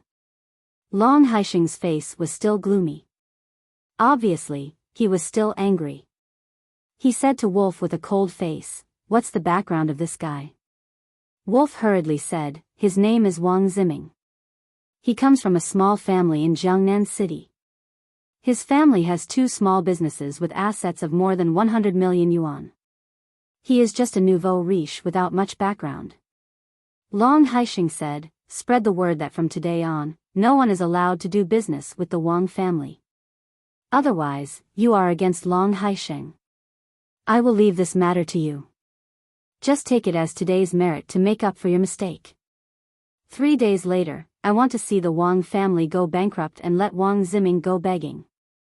If you can't do this, then you can go begging." Wolf was so scared that he hurriedly promised, "Please rest assured, I will make you satisfied." He was relieved. Today's matter had finally passed safely. But at the same time, he began to mourn for Wang Ziming's family. They had offended Long Haixing and could not have a foothold in Jiangnan City. Not to mention such a small Wang family, once a large enterprise with assets of tens of billions, was completely erased from Jiangnan City by Long Haixing's words. No one dared to do any economic transactions with them. Then the bank urged loans, creditors came to their door, and the economic chain was broken. Hu Shaoxian said to Lu Yuqing with a smile, "It's over. You missed the Lamborghini because of a broken BMW. Now you don't even have a BMW. You can live with a beggar in the future. No, you can't do this. He has lost 10 million yuan. You should let him go." Lu Yuqing roared wildly at Wolf and Long Haixing. She could not accept the reality. She paid a great price. She did not hesitate to give up her dignity. She did not hesitate to bear the fat and stupid man, in order to live the life of a rich person in her dream. But now all of this was gone. Just because they flirted with Qin Haodong, the whole Wang family was facing destruction. Wolf sneered and said, "He dared to openly offend the dignity of the great dragon. He was not killed immediately for Dr. Qin's sake. What qualifications do you have to bargain?" Lu Yuqing did not dare to provoke Wolf and Long Haixing too much. She turned to Qin Haodong and shouted, "Are you retaliating against me?" Qin Haodong was feeding the little fellow. When he heard this, he raised his head and said lightly, "You think too much. Now you're nothing in my eyes. I'm not even interested in revenge. Then why are you doing this? Why let Wang Ziming go bankrupt? Why leave me with nothing? Don't you think this is too much? Too much. I'll let you know now whether it's too much or not." Qin Haodong said to Wild Wolf, "Tell her, why did Wang Ziming call you here?" Wolf said embarrassedly, "He gave me 500,000 yuan and asked me to break all your legs, then snatch Miss Hu and send her to his bed." Qin Haodong said to Lu Yuqing in a cold voice, "Did you hear that? Do you still think it's too much? For a scumbag like him, I asked him to get lost because we used to be classmates. You can give up your dignity for money. You can tolerate him seducing other women in front of you. That's your choice. But I won't spoil his mistakes. He has to pay the price for making mistakes. You go. From now on, we're no longer classmates. We're strangers when we meet." Lu Yuqing looked at Qin Haodong with a complicated expression. In the end, she did not speak. Like a walking corpse without a soul, she walked out of the private room step by step. At this time, Wang Ziming and Lu Yuqing were two insignificant people in Qin Haodong's heart. After this matter was over, they began to have a pleasant midnight snack. After dinner, Qin Haodong sent someone to escort Long Haixing home. He said goodbye to Ouyang Shanshan and then got in the car with Hu Shaoxian and the little fellow. Qin Haodong drove and Hu Shaoxian held the little fellow. "Aunt Shaoxian, are you going to live in my house, too?" Tang Tang asked with her arms around his neck. Hu Shaoxian said, "I'm not going to your house. I'm going to your father's house." "Why go to Dad's house? Do you want to be my mother, too?" Hu Shaoxian glanced at Qin Haodong and then said with a smile, "Yes, do you like it?" "Yes, I like beautiful mommy best," the little fellow said cheerfully. Hu Shaoxian turned to Qin Haodong and said, "Did you hear that? Tang Tang has agreed to our relationship." Qin Haodong was speechless. He thought to himself, what's going on? Do I need my daughter's consent to find a girlfriend? Back at Lin's villa, Qin Haodong asked Hu Shaoxian to go upstairs first. He coaxed the little fellow to sleep before returning home. After entering the door, he found that all the lights in the rooms were off, except for his own room. When he opened the door, he saw Hu Shaoxian lying on his bed. Her hair was wet and her skin was faintly flushed. It was obvious that she had just taken a bath. Most importantly, she was wearing a pink nightgown. Compared to the black nightgown, the color of this nightgown was more ambiguous. The material was more transparent and light, and it made her look even sexier. Qin Haodong raised his hand and touched his hot nose. He said, "What are you doing? Why are you in my bed? Don't you know what I'm going to do?" Hu Shaoxian gently bounced up from the bed as if she was weightless. Then she swayed her sexy body and came to Qin Haodong. She stretched out two lotus root-like arms and hooked his neck. Her voice was so coquettish. "Little man, since I've agreed to be with you, you can do it." "Ah. No, I'd better go to another room to live." Qin Haodong turned his head and wanted to run, but Hu Shaoxian pulled his arm back. She said with a smile, "Little man, it's not so easy to run away. I must sleep with you tonight." As a man, Qin Haodong never thought that he would be pushed by a woman. Naturally, he would not give in like this. However, his cultivation was only at the 9th level of overt power, which was much worse than Hu Shaoxian's 2nd level of covert power. The result of his desperate struggle was that his acupoints were blocked. Seeing that his behavior was restrained, Qin Haodong hurriedly cried, "Hu Shaoxian, stop. What are you going to do?" "Little man, didn't I tell you what I was going to do?" Hu Shaoxian smiled. She raised her hand and pulled off Qin Haodong's coat. Then she untied his belt and pulled off his trousers. "Hey, stop it right now." Qin Haodong still wanted to say something, but Hu Shaoxian raised her hand and blocked his mute acupoint. Then she kissed him on the cheek and said, "You're too noisy." "That's good." After that, she threw Qin Haodong on the bed with only a pair of trousers left. Qin Haodong secretly complained. Although his genuine qi was extremely pure, his cultivation was a level lower than Hu Shaoxian's. It was not possible to break through the acupoints in a short time. At this time, Hu Shaoxian began to untie her clothes and slowly took off her pink pajamas that were better than nothing. Her beautiful figure that could drive countless men crazy was revealed in front of Qin Haodong without any cover. "How is it? Do I look good?" Hu Shaoxian said coquettishly. Qin Haodong felt that his nostrils were getting hotter and hotter. He was afraid that if it went on like this, he would have a nosebleed. He wanted to close his eyes, but he was reluctant to give up the beautiful scenery in front of him. Hu Shaoxian also got on the bed and lay beside Qin Haodong. First, she gently pecked on his lips, and then stretched out her two white and tender hands to take off his last underwear. Qin Haodong, who was originally unwilling to be bound, was immediately exposed to the air with his head held high and chest out.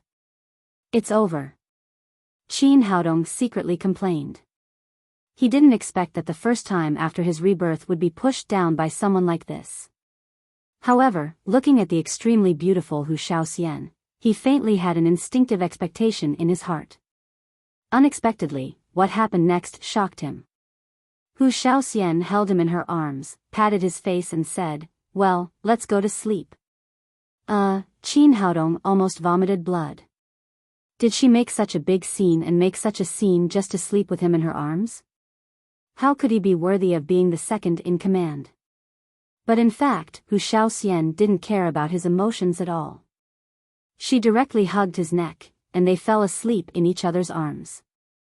In the beginning, Qin Haodong felt Hu Shaoxian's tender and smooth skin, his nostrils were filled with a strong body fragrance, and his blood was in a state of boiling. However, Hu Shaoxian really fell asleep, and she slept very soundly. Soon there came the sound of even breathing. It seemed that when Hu Shaoxian said that she wanted to sleep with him, she really just wanted to sleep with him and had no other meaning. This made Qin Haodong and his second-in-command extremely disappointed, and soon they slowly fell asleep. The next day, when Qin Haodong got up, although the fragrance was still there, the beauty in his arms had disappeared. The acupoints on his body had been unsealed. Qin Haodong quickly got up from the bed and put on his clothes again.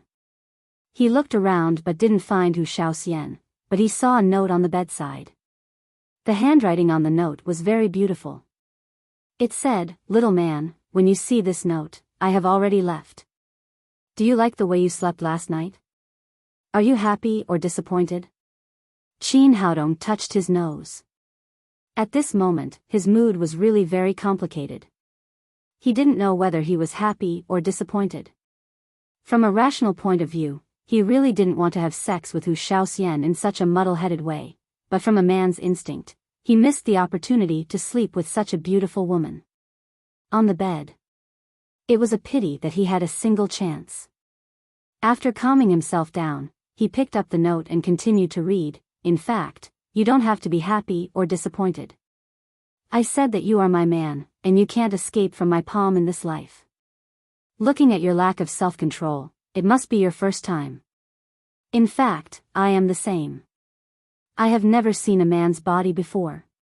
Because of this, I am very careful. The women of our celestial fox sect attach great importance to their first time, and it also has extraordinary significance. You will know later." Qin Haodong knew this very clearly.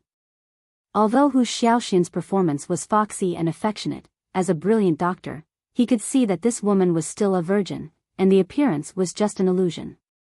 "Little man, the reason why I was anxious to sleep with you last night was that I had something to do. There was a task for me to do, and I don't know when I will come back. But you can rest assured that as long as the task is over, I will come back to you. At that time, it may be different to sleep with you. How about it? Are you looking forward to it?" That was the end of the note. Behind it was a little fox's smiling face, and below it were two words, Shaoxian. What a little fox who tortures people.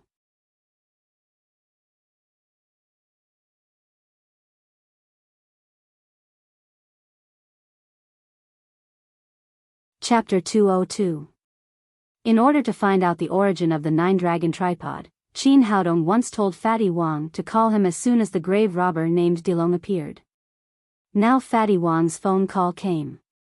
Did Dilong appear? Now he was trapped in the bottleneck of the Foundation realm, and his cultivation could not be improved at all, which made him extremely depressed. At this time, Fatty Wang's phone call finally made him feel hot, and he couldn't wait to press the answer button. Sure enough, as soon as the phone was connected, Fatty Wang's eager voice came from the other side. "Dr. Qin, Dilong just called me and wanted to make a deal with me." "Great." Qin Haodong said, "Tell me the time and place of your appointment." At 9:00 this morning, in a small valley outside the western suburbs of Jiangnan City. Qin Haodong said in surprise, 9:00 in the morning? Don't deals like yours usually take place at night? Dilong is very cunning and always likes to do the opposite. Most of the time he deals with me is during the day and rarely at night. Qin Haodong said, "Well, I'll go to you now." Let's go together. Soon, he drove to Fatty Wang's house, parked the car in Fatty Wang's yard, and then got in Fatty Wang's pickup truck. They went out of the urban area of Jiangnan City and came to a mountainous area outside the city. After a few turns, Fatty Wang finally parked the car in a small valley. It had to be said that this was really a good place for underground trading. It was not only very hidden, but also accessible in all directions. Once the police came, it was also convenient to escape. When they arrived, an SUV was already parked there. A skinny, middle-aged man, who was only 1.6 meters tall, was standing in front of the car and smoking. His eyes glanced around from time to time, looking extremely vigilant. Fatty Wang told Qin Haodong, "He is Dilong, a master of grave robbing. The 9-dragon tripod was bought from him. This man has always been very careful and always deals one-on-one. He will run when he sees you later." Qin Haodong said, "You just need to park the car. He can't run away." Then he parked the pickup truck in front of the SUV. When he saw Qin Haodong and Fatty Wang get off together, Dilong's face flashed with vigilance. Then he turned his head and ran to the SUV, twisting his butt and jumping into the driver's seat. His movements were extremely fast. However, Qin Haodong's speed was even faster. He almost turned into a shadow and came behind him. He reached out to grab his arm and pulled him out of the car. Dilong was not weak. When he was pulled out of the car, he pulled out a shiny dagger from the back of his waist with his right hand and stabbed Qin Haodong's neck with a cold light. This stab was fierce and fast. It could be seen that this guy was definitely a ruthless character. Qin Haodong raised his hand and knocked away his dagger.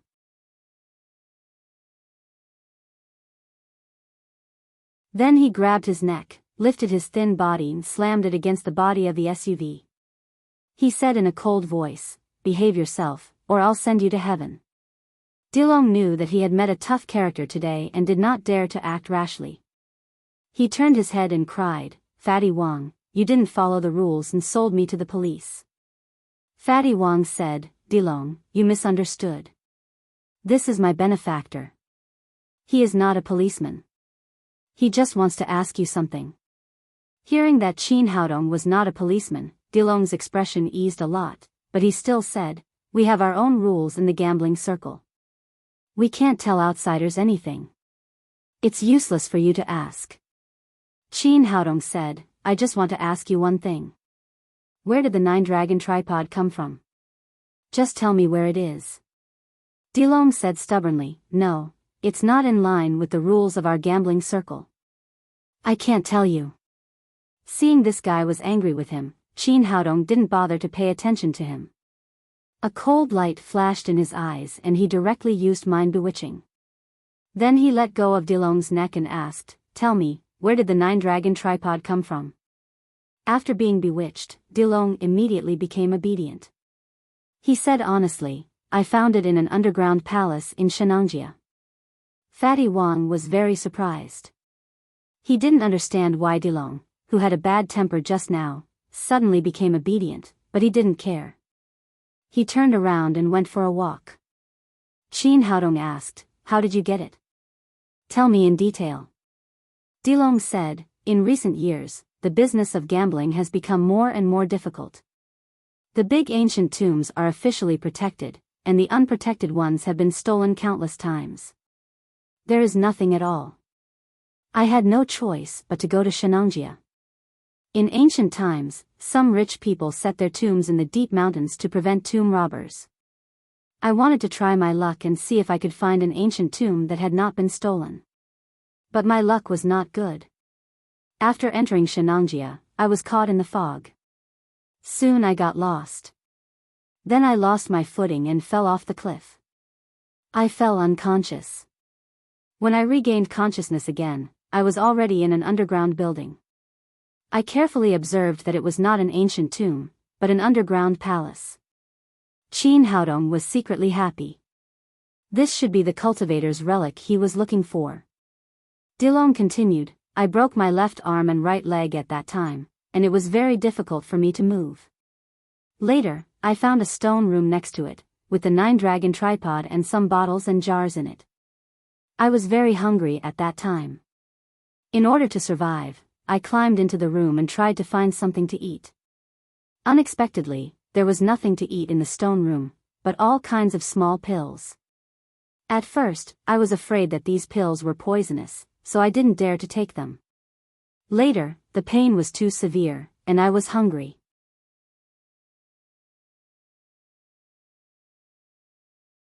Anyway, I would die sooner or later, so I chose a fragrant black pill and ate it. Unexpectedly, after taking a pill, not only the injuries of my arms and legs were all healed, but I no longer felt hungry.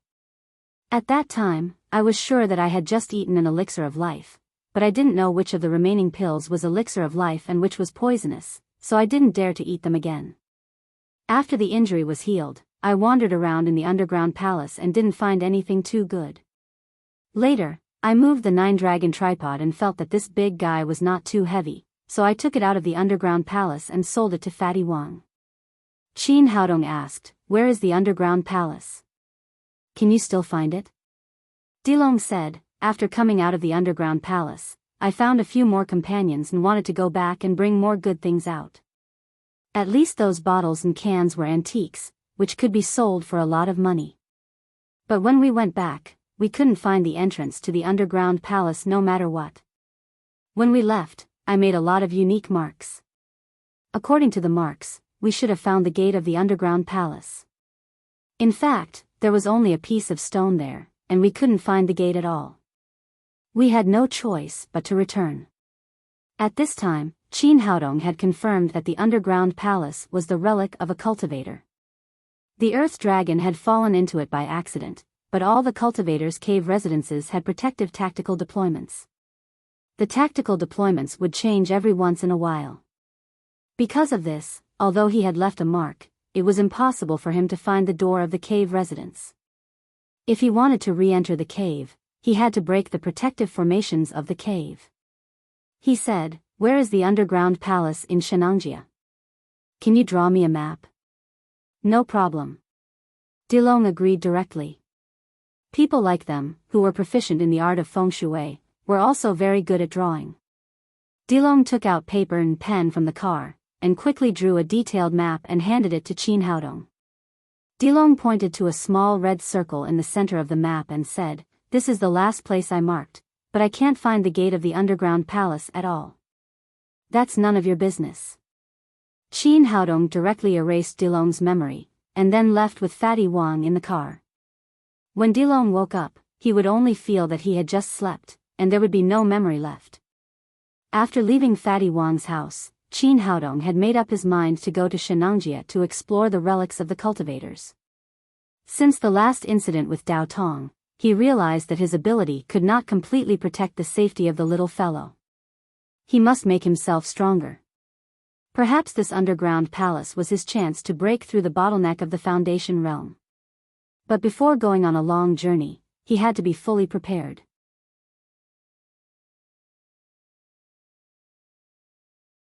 First, he went to the supermarket and bought a lot of things, which he secretly put into the storage ring. After all, the trip to the underground palace was full of unknowns. It was good to prepare more necessities such as food. Moreover, his ring was big enough to put the whole supermarket. Later, he bought a lot of cinnabar, yellow marker paper and other items. When he got home, he began to draw all kinds of talismans. For example, teleportation talisman, invisibility talisman, and water repellent talisman. Although these were the lowest talismans, sometimes they played a key role. Especially now that he had not reached the Foundation establishment stage, there were many spells that he could not use directly. What about the talismans that he had drawn? Carved talismans could help a lot. After all these things were done, it was sunset. When he came to the Lin's villa, Lin Momo had already taken the little fellow home. "Papa, why didn't you pick me up?" the little fellow asked, holding Qin Haodong's neck. "Because Papa is going to take you on a trip, so I have to make some preparations in advance." "Great. Great. I'm going out to play with Papa." The little fellow jumped up cheerfully. Qin Haodong asked her to go out with Damao and Ermao, and then said to Lin Momo, "I have something to discuss with you. You're not really going to take me on a trip, are you?" Lin Momo thought for a moment and said, "How about we go together in a few days after we're busy?" "It's not what you think." Qin Haodong thought for a moment and said, "I think you can see that I'm not an ordinary person." Lin Momo nodded. Since this young man appeared in her life, she did see a lot of things she had never seen before, such as martial arts cultivators, and the flame on the little fellow's body that could spontaneously ignite.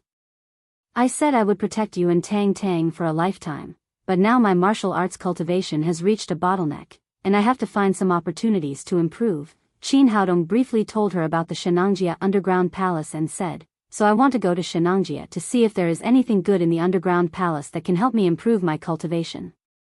"Oh." Lin Momo nodded, but still asked, "I understand, but you can go there. Why do you have to take Tang Tang with you?" Qin Haodong said, "You've seen Tang Tang's special constitution. She has the Suzaku's sacred body, which is extremely rare in martial arts. She is destined to not be an ordinary person in this life."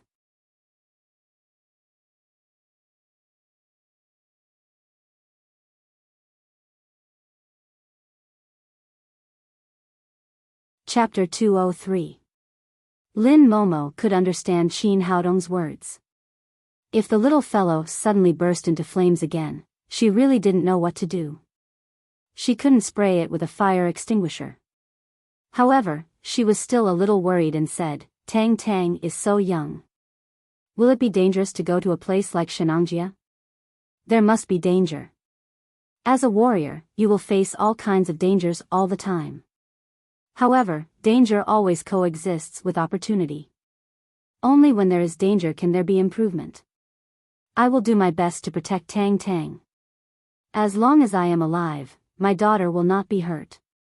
Lin Momo knew very well how much Qin Haodong loved the little fellow and believed what he said.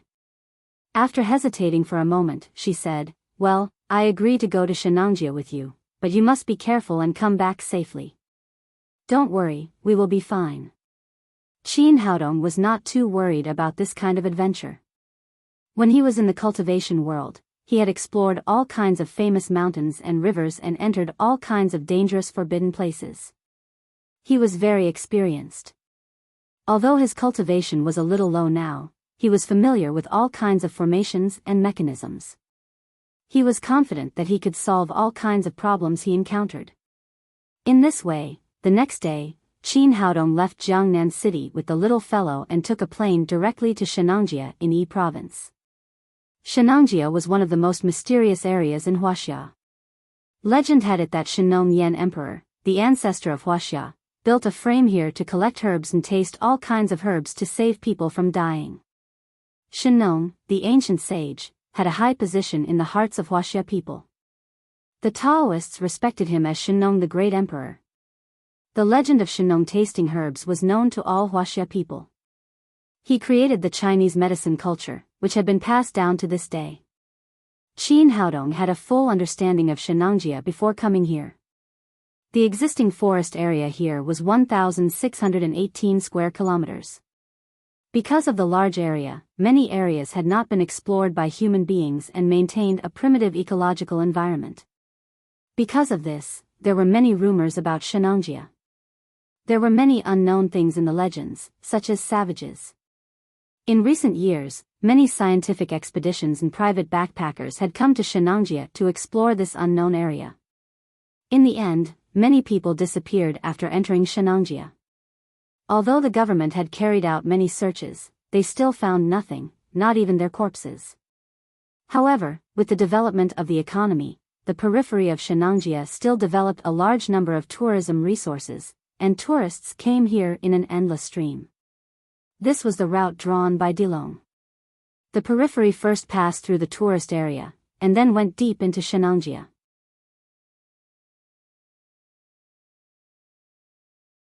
Because of this, Qin Haodong took the little fellow and followed many tourists into Shenangjia. They played as they walked, and they lived a happy life. A day later, the father and daughter had already passed through the periphery of Shenangjia and arrived at the edge of the tourist area. There were much fewer tourists here than before. Near noon, the little fellow cried, "Papa, I'm hungry." "If you're hungry, let's eat." Chin Haodong was about to take out the food from the storage ring when he saw a farmhouse restaurant with a sign not far away. They were about to go deep into the no-man's land of Shenangjia. It would be impossible to eat in a restaurant in the future, so Chin Haodong changed his mind and took the little fellow to the restaurant. The restaurant was completely made of wood and looked a little shabby. There was a sign hanging at the door, on which the words "Game House" were written crookedly. After Chin Haodong went in, a fat middle-aged boss immediately greeted him and asked enthusiastically, "Young man, what do you want to eat?"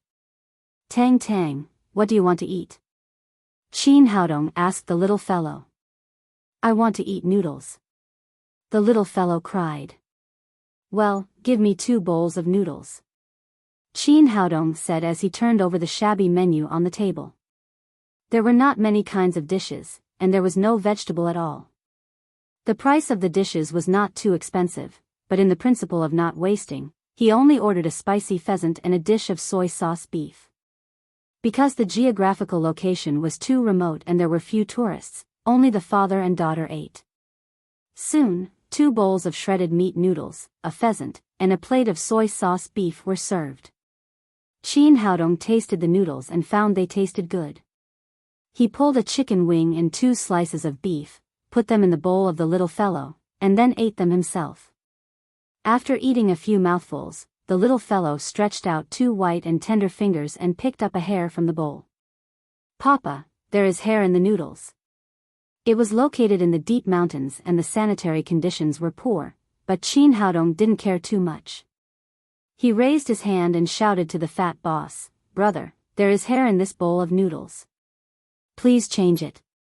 After hearing his words, the boss's greasy face immediately sank and he said in a cold voice, "Young man, our restaurant is very clean. How can there be hair? Are you trying to blackmail me?" Chin Haodong glanced at the boss and thought that this guy was not a pure mountain person. He even knew such a fashionable thing as blackmail. He said, "I didn't ask you to pay for it, and I didn't ask you to pay for it. How can it be blackmail? Can't you change the bowl of noodles because there is hair in it?" The boss shook his big head and said, "No, this hair is not from our restaurant at all. It must have been brought by you."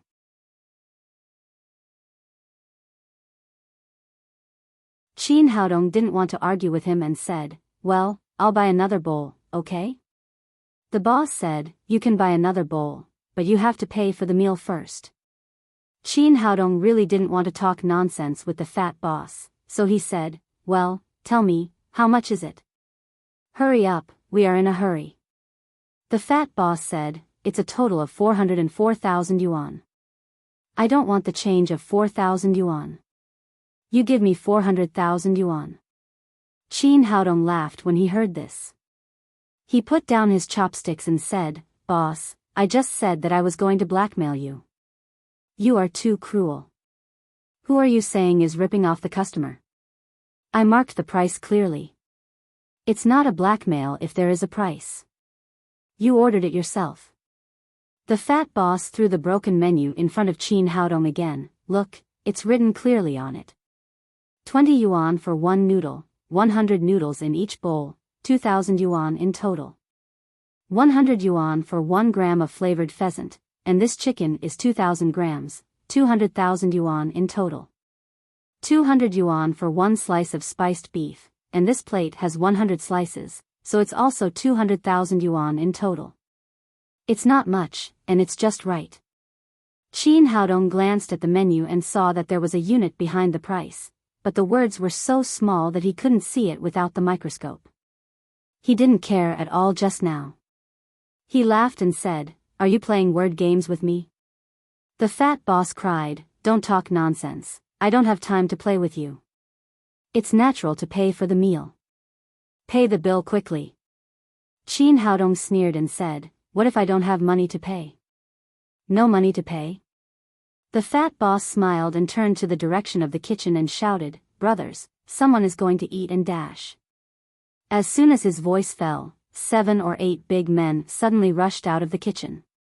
These people were obviously ready in the kitchen, holding all kinds of knives in their hands, and their faces were fierce. The fat boss cried, "How about it? Pay or not?" Qin Haodong said, "Boss, you want 400,000 yuan as soon as you open your mouth. It's much faster than robbing a bank. I don't think you are robbing money, but people." The fat boss laughed and said, "You're right. If you have money, you can buy 2 of your lives with 400,000 yuan. If you don't have money, I'll sell you both together. This little girl is so cute that she can be sold for 70,000 or 80,000 yuan. A pretty boy like you can also be liked by a rich woman. Although it can't be sold for 400,000 yuan, it's not a big loss for me." As he spoke, he felt a little strange. In the past, when he robbed people, the customers always showed panic. After all, this place was too remote. Even if he killed people and threw them into the deep forest, no one would know. But the big one and the little one in front of him were completely different. They were not bold and did not look flustered at all.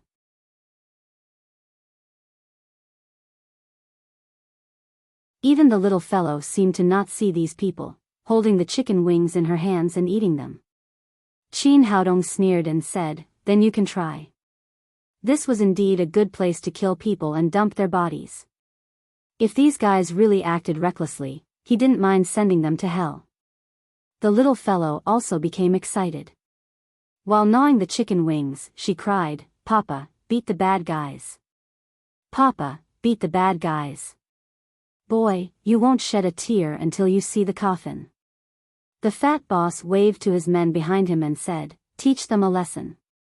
Be careful not to hurt the little girl, or it will be difficult to sell her." Those people answered and were about to rush to Qin Haodong with the knives in their hands. Just when Qin Haodong was about to kill all these people, there was a roar of motors at the door. 2 brand new Hummer SUVs stopped at the door. Seeing someone coming, the fat boss and his men stopped together and turned to look at the door. After the Hummer was parked, 6 people jumped out of the car, led by a man and a woman. The man was tall and handsome, and the woman was not only beautiful without a single flaw, but her smile was also charming. As long as it was a male creature, it would not be able to help but take a few more glances. After the woman entered the store, she did not panic at all when she saw the big men with knives in their hands. Instead, she smiled and said, "What's going on? Are you opening a store or robbing?" "Aunt Xiaoxian, I'm here." The little fellow's eyes were sharp. She saw Hu Xiaoxian at once and immediately cried out happily. Qin Haodong was also secretly surprised. Hu Xiaoxian left a note saying that she was going to perform a special task. He did not expect to meet her here again in the blink of an eye. Because her sight was blocked by those big men, Hu Xiaoxian saw Qin Haodong and the little fellow at this time. She cried out in surprise, "Tang Tang, little man, why are you here?" After leaving Qin Haodong's home, she went back to meet her companions in the Xian department of Xianyuan Pavilion and made some preparations for entering the mountain, so she came a little late. "I didn't expect you to be a group." The fat boss stared at Hu Xiaoxian with a greedy look on his delicate face. He shouted to his men, "Kill them all together. Kill all the men and keep the women. Let's warm the bed together at night." Those big men had already been fascinated by Hu Xiaoxian. After receiving the order, they immediately rushed up with a howl, waved the knives in their hands, and attacked Hu Xiaoxian's companions. The young man next to Hu Xiaoxian looked cold and shouted to the 4 men behind him, "Break all their limbs and throw them into the forest to feed the bears." The 4 men answered and immediately went up. They were all first-class masters, and their cultivation had all reached the 9th level of overt power.